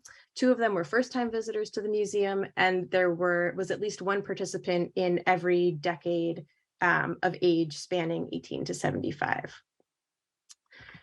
And so essentially what we did was to track exhibition features of interest, right? So the artist quotes, of which there were 8 throughout the exhibition, and then engagement and responses with photographs immediately before and following the encounter with the artist quotes, the characteristics of the participants, so some of the demographic information that I just mentioned, and then engagement characteristics. So how long did they spend either with the quote or with a given photograph, using that dwell time to generate an estimated % of the quote that they may or may not have read, their physiological response at various points throughout the exhibition, and then again, their responses in the exit survey. And so again, I'm just going to walk through a few pieces of data and then kind of just explore what opportunities that might open up for us in terms of broadening our understanding and deepening our understanding of visitors' experiences. So what I'm plotting here on the left is looking at what percentage of those 24 participants attended to the artist quote. So that is using the eye tracking, the video from the eye tracking glasses. We had specific criteria for categorizing whether each participant attended to each of the 8 quotes, and those are the those are what these 8 bars here represent across the x-axis. And so I know this is really small, but what it's showing you is that over 50% of the participants attended to each of the 8 quotes. So at least half of the people are looking at these quotes. Here I'm showing you the physiological data, the average physiological response, which was again measured by that galvanic skin response, which is a measure of sweat production, again regulated by that autonomic nervous system that drives the fight or flight response.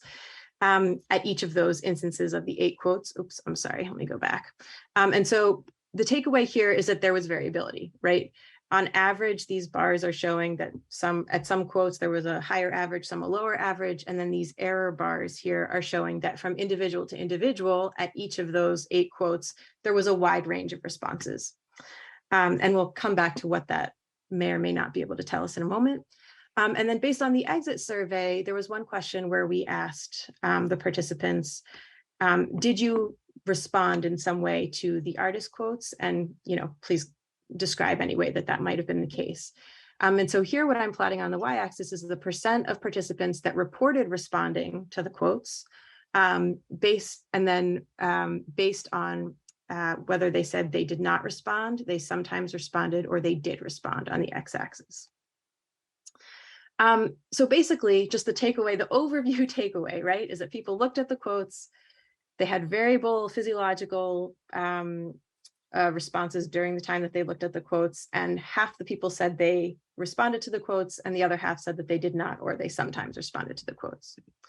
So let's take a little bit of a closer look at this self-report data. So this is the graph from that lower right of the previous slide. So again, the percent of participants who said they responded over here, yes, sometimes, or did not respond here.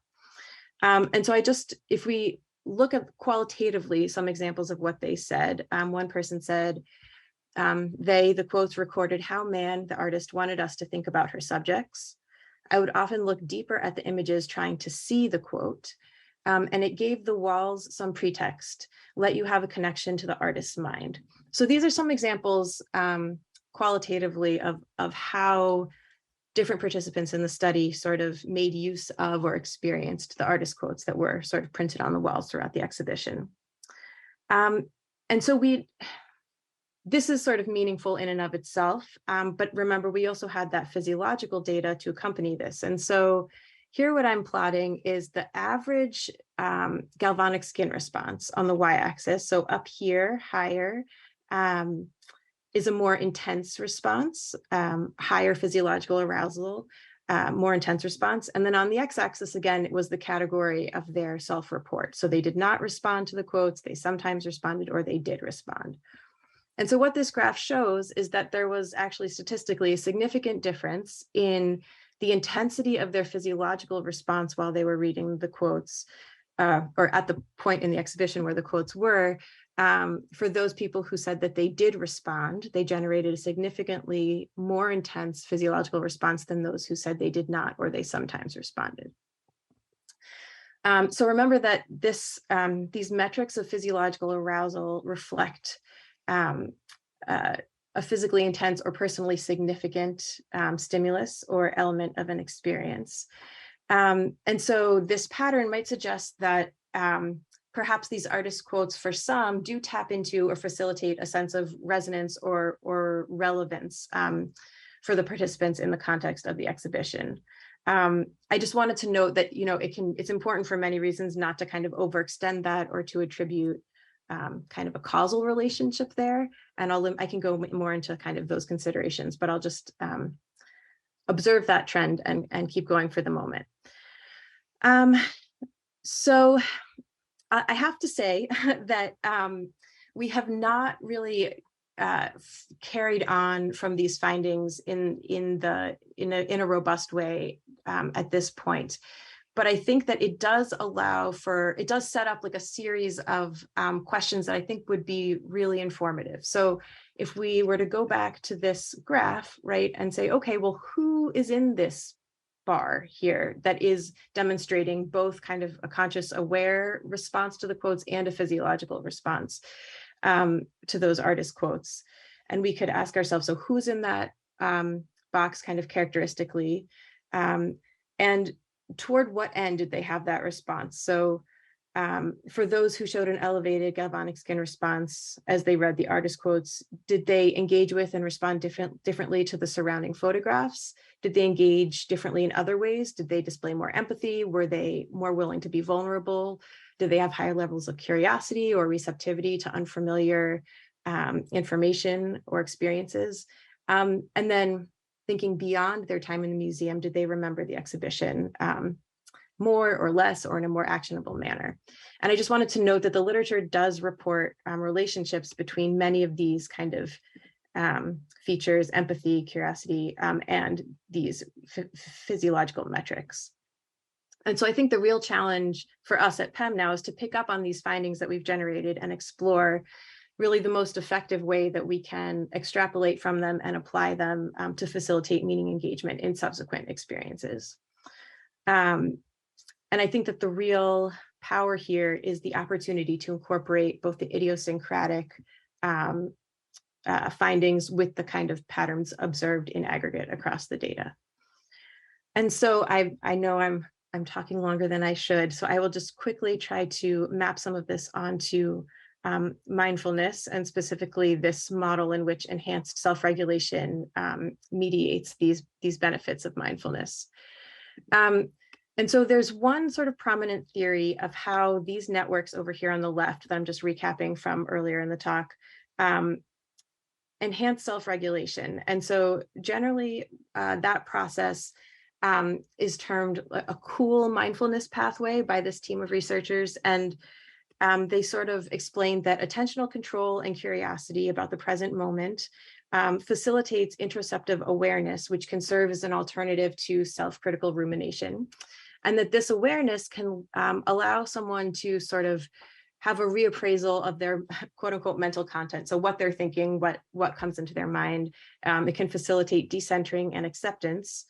And those engaging in those processes then can allow an individual to kind of expose themselves to internal stimuli that might be otherwise kind of aversive. So this step here is very similar to how you might face your fear of snakes in exposure therapy by confronting a snake and kind of not generating the behavioral response that you otherwise might.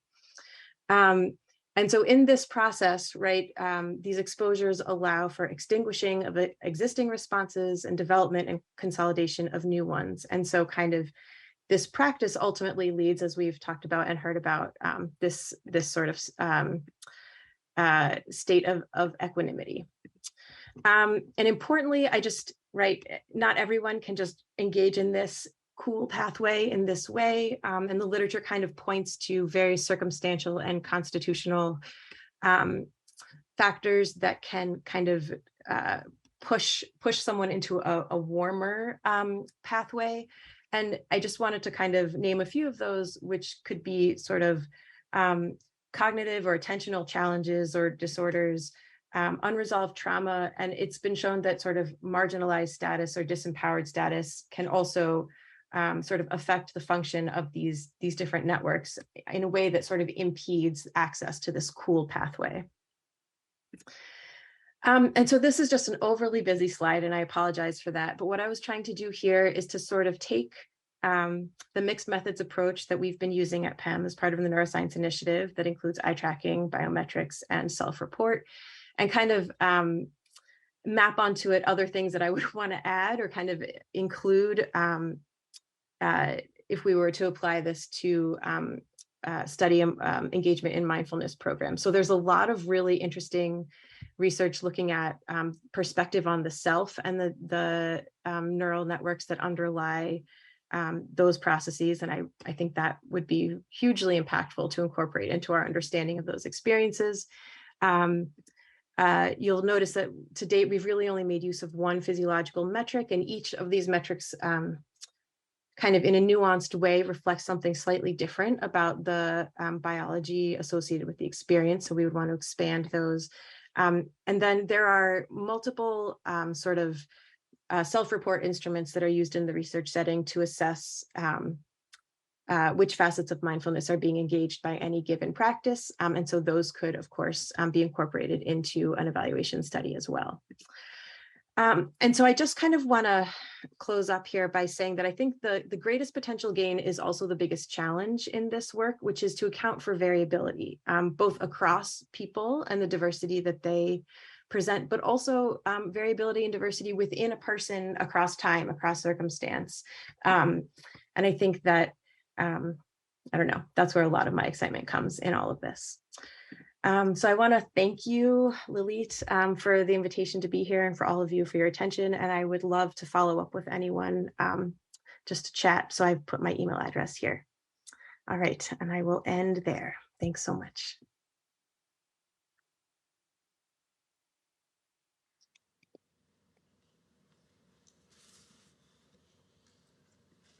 Now if I can figure out how to do this.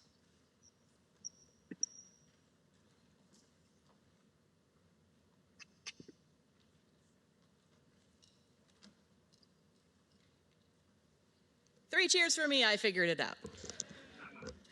Good afternoon, those of us who are here in the building and those who are watching online. I'm Adrienne Quinn Washington. I'm with West Ed, and I'm going to talk a little bit about the evaluation of Getty's Art Impact Mindfulness program that you heard Lilit and Raul and Lisa speaking about earlier today. I'm just going to do a brief walkthrough of the evaluation. I could stand up here for an hour and a half and tell you all about it, and I would love to, but unfortunately I can't do that today. West Ed is a national nonprofit educational agency. We do educational research, and Getty brought us on to help them understand the perspectives and experiences of the interns who participated in Art Impact. So just a little bit of a heads up of the flow today. I'm going to touch briefly on the methodology that we utilized, talk a bit about the findings, and then some of the key takeaways and considerations moving forward. The structure of the small-scale evaluation was very straightforward. The students self-reported their perspectives and their experiences through a variety of data collection mechanisms. If you think back on the slide that Teddy put up, talking about scale all the way from genes to the other end, we're way on the right-hand side over there. We're way over in self-report. So all the data that we collected for this particular study was self-reported by the interns. We started with a pre-survey. They came in for their first session. Actually, they didn't come in, it was online.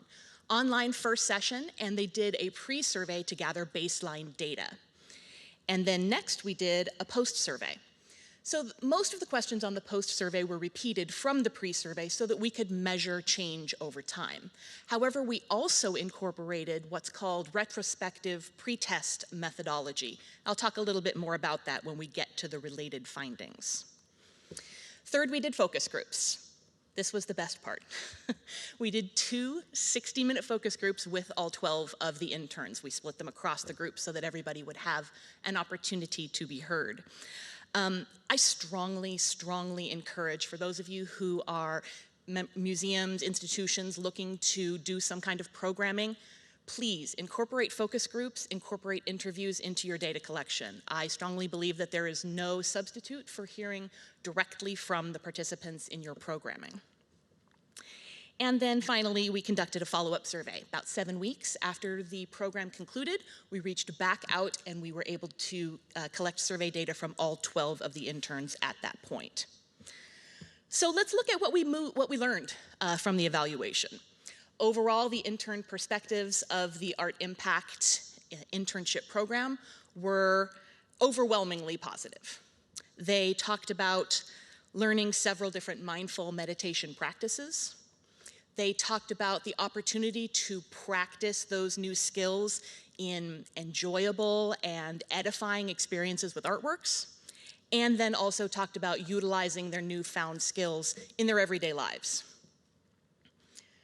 So I want to look a little bit closer at some of the specific elements that we studied. This here is looking at knowledge. So this was not a key component of Art Impact, but still something that we chose to look at. And the interns were asked to rate their level of knowledge of various art-related topics. So you can see here on the slide for each one of these items, the top bar is their rating at pretest and the bottom bar is their rating at post-survey. It is important to note that we did not measure knowledge. We measured the interns' perception of their knowledge. This was a very specific and very intentional choice on the part of Getty. They didn't want the interns to feel like they were in some kind of a high-stakes situation where they were being tested. So overall, you can see the interns reported increased knowledge about all of the art-related items from pre-test to post-test, which takes us to their knowledge of mindfulness. This is where we incorporated that retrospective pre-test methodology that I mentioned, and I want to dig into that just a little bit. These items only appear on the post-survey.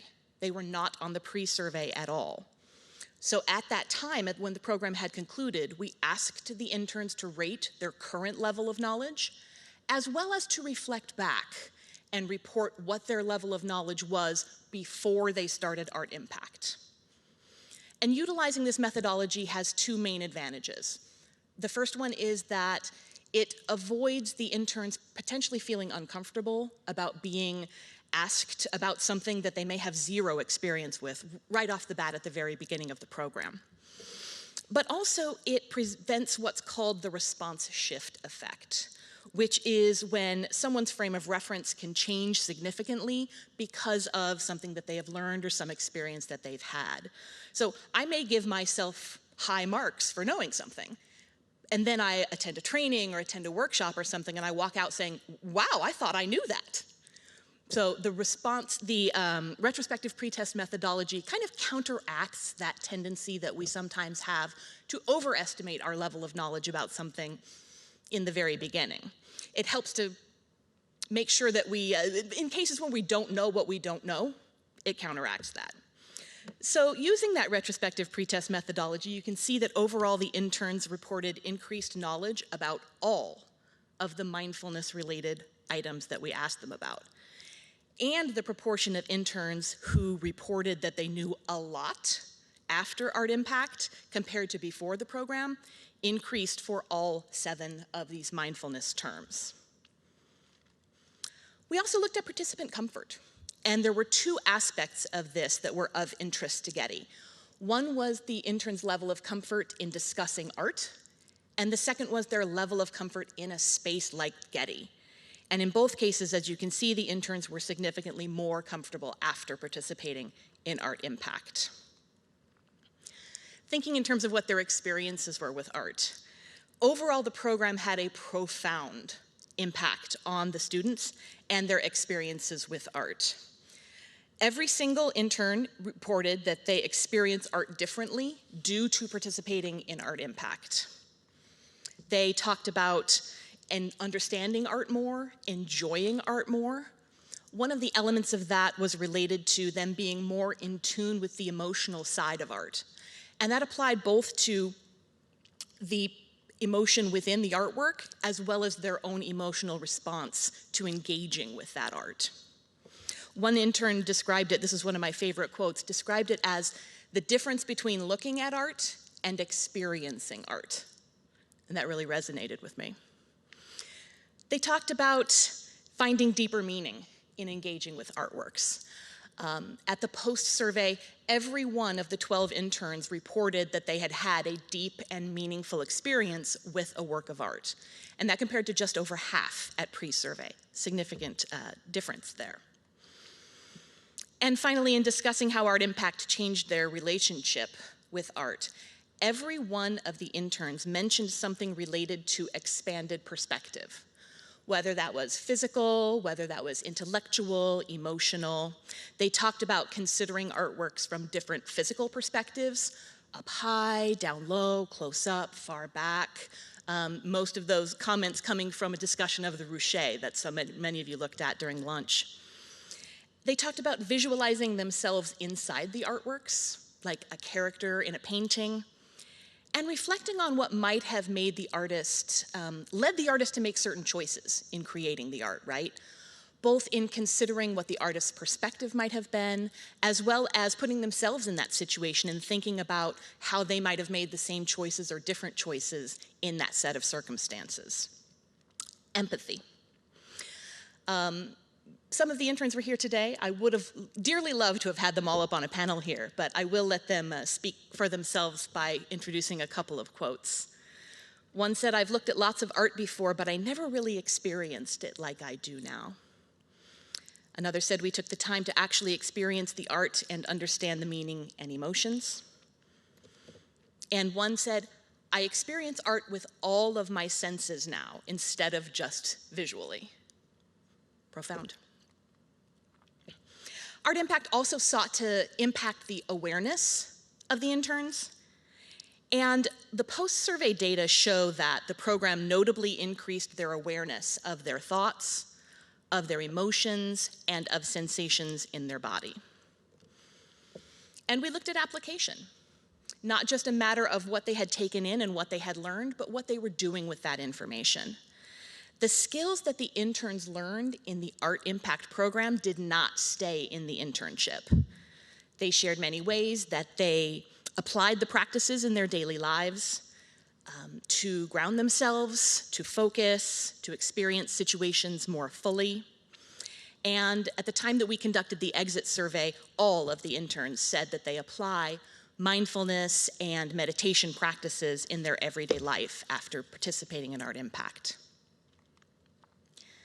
So thinking about program components and opportunities for refinement, the interns gave exceptionally high ratings for all of the components of the Art Impact internship.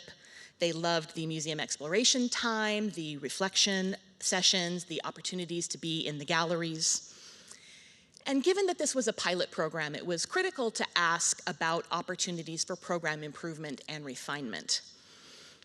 We were not expecting this, but every one of the interns expressed universal adoration. And even after 2, 3, in some cases 4 prompts, they were unable to identify a single way that the program could be improved, except more. More sessions, more cohorts, more time in the galleries, more learning more mindfulness practices, more opportunities to use those in the galleries, more time for reflection, more. Speaking of their program experience as a whole, I think the center quote says it all. One of the interns simply said, "This program is everything." And these other adjectives that are circling around that are some of the things that they had to say, that it was life-changing, that it was epic. They unanimously voiced overwhelmingly positive impressions of the program. Every intern reported at the exit survey that they got what they hoped to get out of the program. And in addition, this was particularly interesting, every intern reported being more open to new experiences after participating in Art Impact than they were before. And that was of particular interest because we didn't ask that. That came up organically in the focus group, and all of the interns jumped right on it. Said yes, they were more open to experiences after participating in Art Impact. So we examined adoption and potential impact of the program by doing a follow-up survey about 7 weeks after the program concluded. That's an opportunity to look at, once the program has finished and you're not in the thick of it anymore, and you go back to your daily life, what happens then? Is this something that's in the rear view, or is this something that has become part of you? So we examined that adoption and potential impact through a follow-up survey, and all 12 interns participated. Their responses aligned with the overall very positive reports that they'd had during the initial evaluation, and there were 4 main findings that emerged. All of the interns said that participating in Art Impact increased their enjoyment of art. They said that Art Impact increased their awareness of their surroundings, of their thoughts, of their emotions, and of sensations in their body across the board. In addition, at least 80% of the interns reported using each of the 7 key mindfulness practices that they had learned in Art Impact. And all of the interns reported using 5 of those. Examples that they shared included using breath awareness during a stressful exam, using mindful walking to clear their head when they were upset, and my favorite example was one young person who talked about using present moment awareness to more fully experience and more fully appreciate their graduation day. All of the interns reported that the practices that they learned in Art Impact helped them to manage difficult and stressful situations, increase their level of awareness, and improve their emotional well-being. So when thinking about what the most notable successes and takeaways from the Art Impact program are, they're centered on how the interns reported that the experience changed them. Overall, the interns described themselves after Art Impact as more curious, more focused, more in touch with their own emotions and their own experiences, better able to manage stress and other difficulties, and more open to new experiences as a result of Art Impact. Unfortunately, that's all I have time to share with you today, so my contact information is here for anyone looking to continue the conversation. I welcome the opportunity to do that with you. Please feel free to reach out, but for now, I'll turn it back over to Lilit.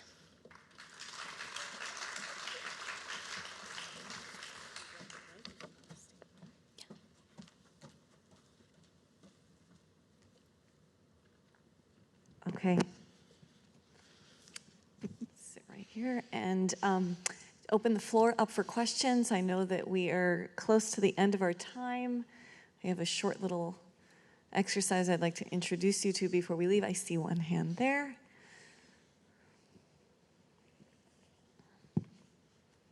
Thank you.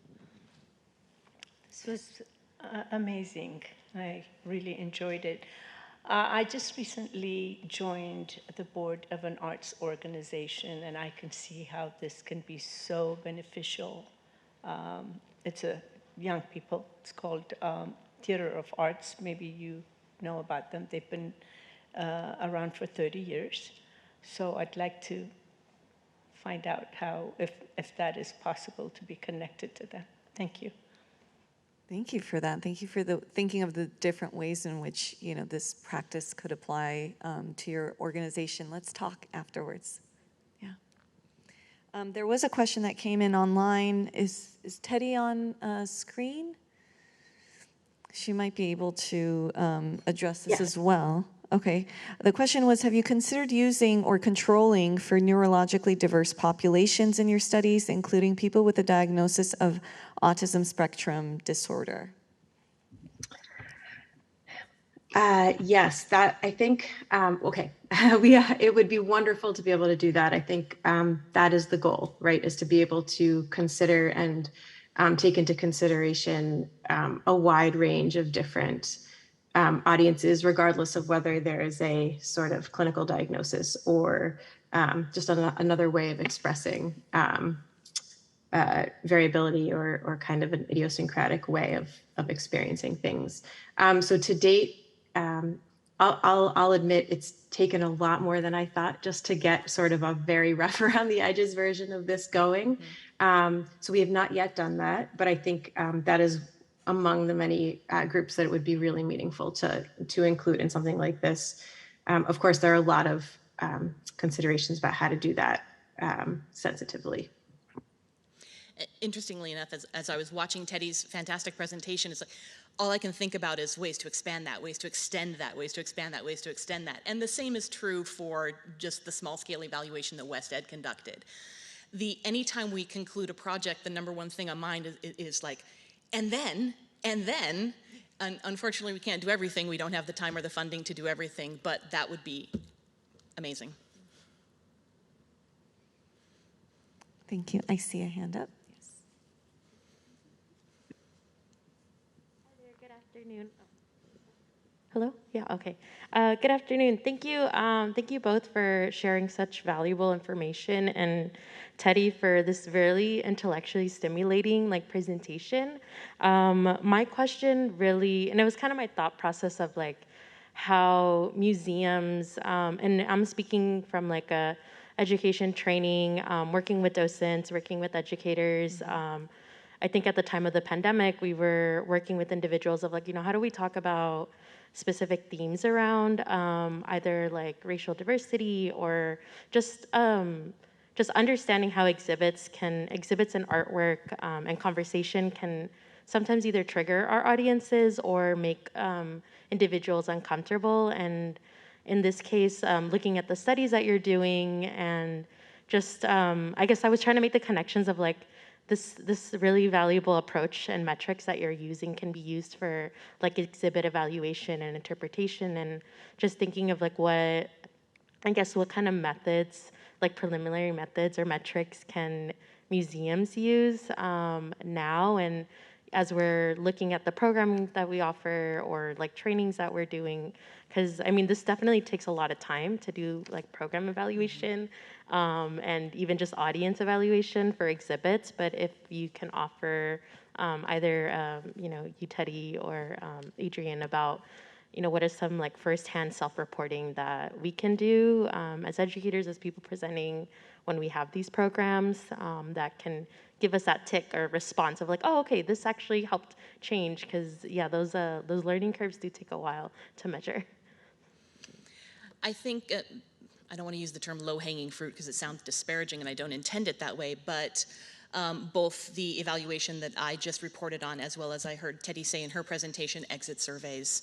I think that's kind of step one in terms of just kind of collecting, being able to easy accessible information that you can collect. And then from there it kind of becomes, okay, well then what's the next step? And I do encourage interviews and focus groups, as I mentioned in my presentation. But then it's a matter also of kind of how are you going to format your internal evaluation, and then maybe bringing in an external evaluation partner. There's kind of levels to all of it, right? But general response would be exit surveys would be the starting point, and then I would encourage to go in the direction of interviews and focus groups. And I'd be interested to hear what Teddy has to say about that. Yeah, so I think what I would contribute to that is sort of more strategy or a sort of facet of the strategy, which would be much more in the planning phase, sort of before you would actually do the evaluation, is just be really clear with yourself about what you want to know, right? So if it's about, did the program achieve its intent, write out for yourself, what is the intent, right? And then how would I know if it did, or what would suggest that it did? And that will help you sort of focus your questions. But then I think maybe as a third tier, should you have the resources and time, is to think about what other factors might lead to a similar outcome, right? So this is where you get into controlling for other facets of the experience, and so what else might you ask to almost sort of rule out, okay, well, we observed this pattern, but we know it's not due to X, Y, or Z because we asked these questions, that kind of approach. So what you want to know, what you might ask to learn it, and then other things that could confound your understanding of the answers to those questions.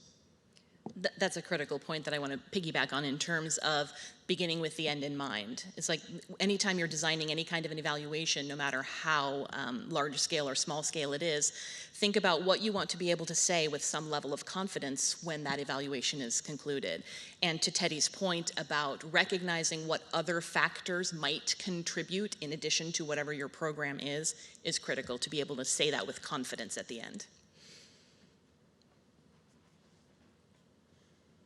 Okay, I think those are all the questions we have for today. Thank you again to Adrian Quinn Washington and Dr. Teddy Asher for these stimulating talks, and so grateful for all that you've shared with us today.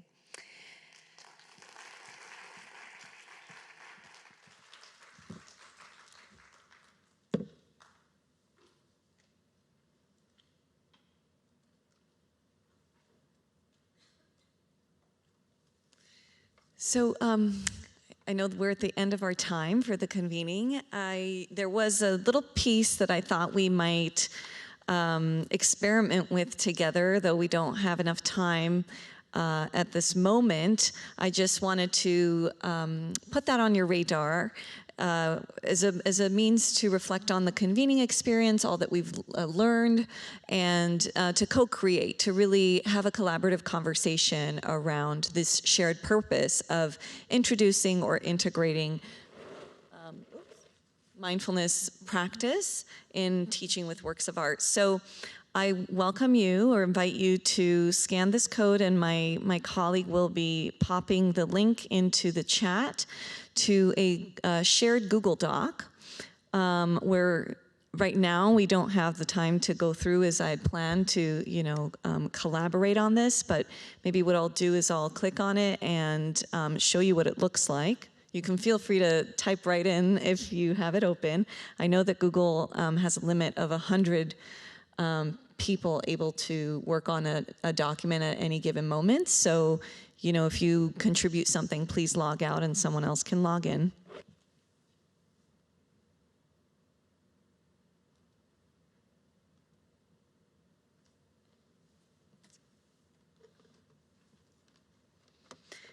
So I would love for this to be a shared resource for everyone as you reflect on your own guiding questions. If you're interested in developing these programs or have developed them or, do practice them, what are some of those guiding questions for you that you can share here that I'm sure others would learn from, as well as reflecting on some best practices for integrating mindfulness into your teaching. And I know that we have so many seasoned educators and specialists that are joining us here in person, but especially across the globe today, who have done an incredible amount of work with specialized audiences or particular audience areas. So I would love for this to be a document where you can share your work, share any teaching resources or research resources that you've either developed or come across, so that we can really expand the work that we are doing in this field. So again, if you have access to this document, please feel free to type in there now or after the convening, come back to this. This is an open and shared collective resource for everyone that I hope will serve or prove to be a significant takeaway.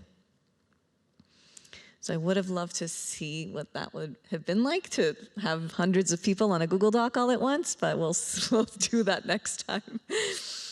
Okay.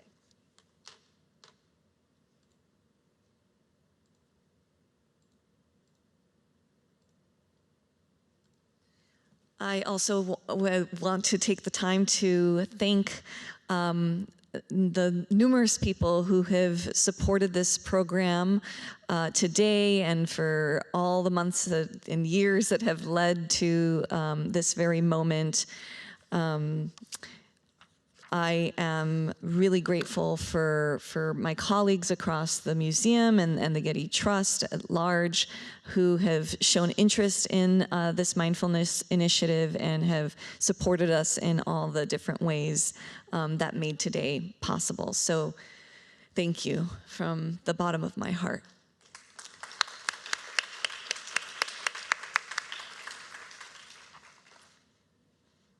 If you're interested in learning more about our mindfulness initiative, I invite you to visit this website, www.getty.edu/projects/mindfulness. I will just add that our convening was being recorded today, so we look forward to uploading the talks, the presentations to this website, so please check back at a later time. If you're also interested in learning more about embodied activity-based approaches to teaching with works of art, we have our Getty publication available in the museum store, and our colleagues in the museum store have been so kind as to set up a feature display with other mindfulness-related titles, journals, books, etc. So if you have a chance to stop at the bookstore, the museum store, please do so. Before I forget, if you have not yet validated your parking, we have a machine, a little kiosk that is set up right at the check-in table in the lobby area. And just to close, I know we have been working through so many beautiful and inspiring ideas about how mindfulness really it invites us to pay attention, to enhance our awareness, to look with openness, with curiosity, even beginning with our keynote this morning. you know, using this as an opportunity to heal ourselves, really keeping in mind that this is a practice and it is a gradual process, and of course to be patient with ourselves and with our audiences, and you know, inviting and carving out the space and the time to more deeply engage with each other and with works of art in our collections is my key takeaway in all of this. So if you will just join me in one final closing meditation. Take a couple deep breaths in, out. One more. Biggest breath you've taken today. In, out. And just reflecting on all that has been shared, all the knowledge that has been shared, the wisdom, the connection, the interconnectedness between us all.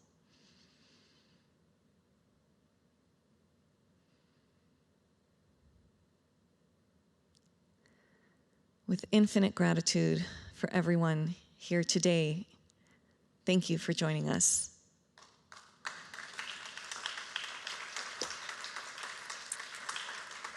Thank you.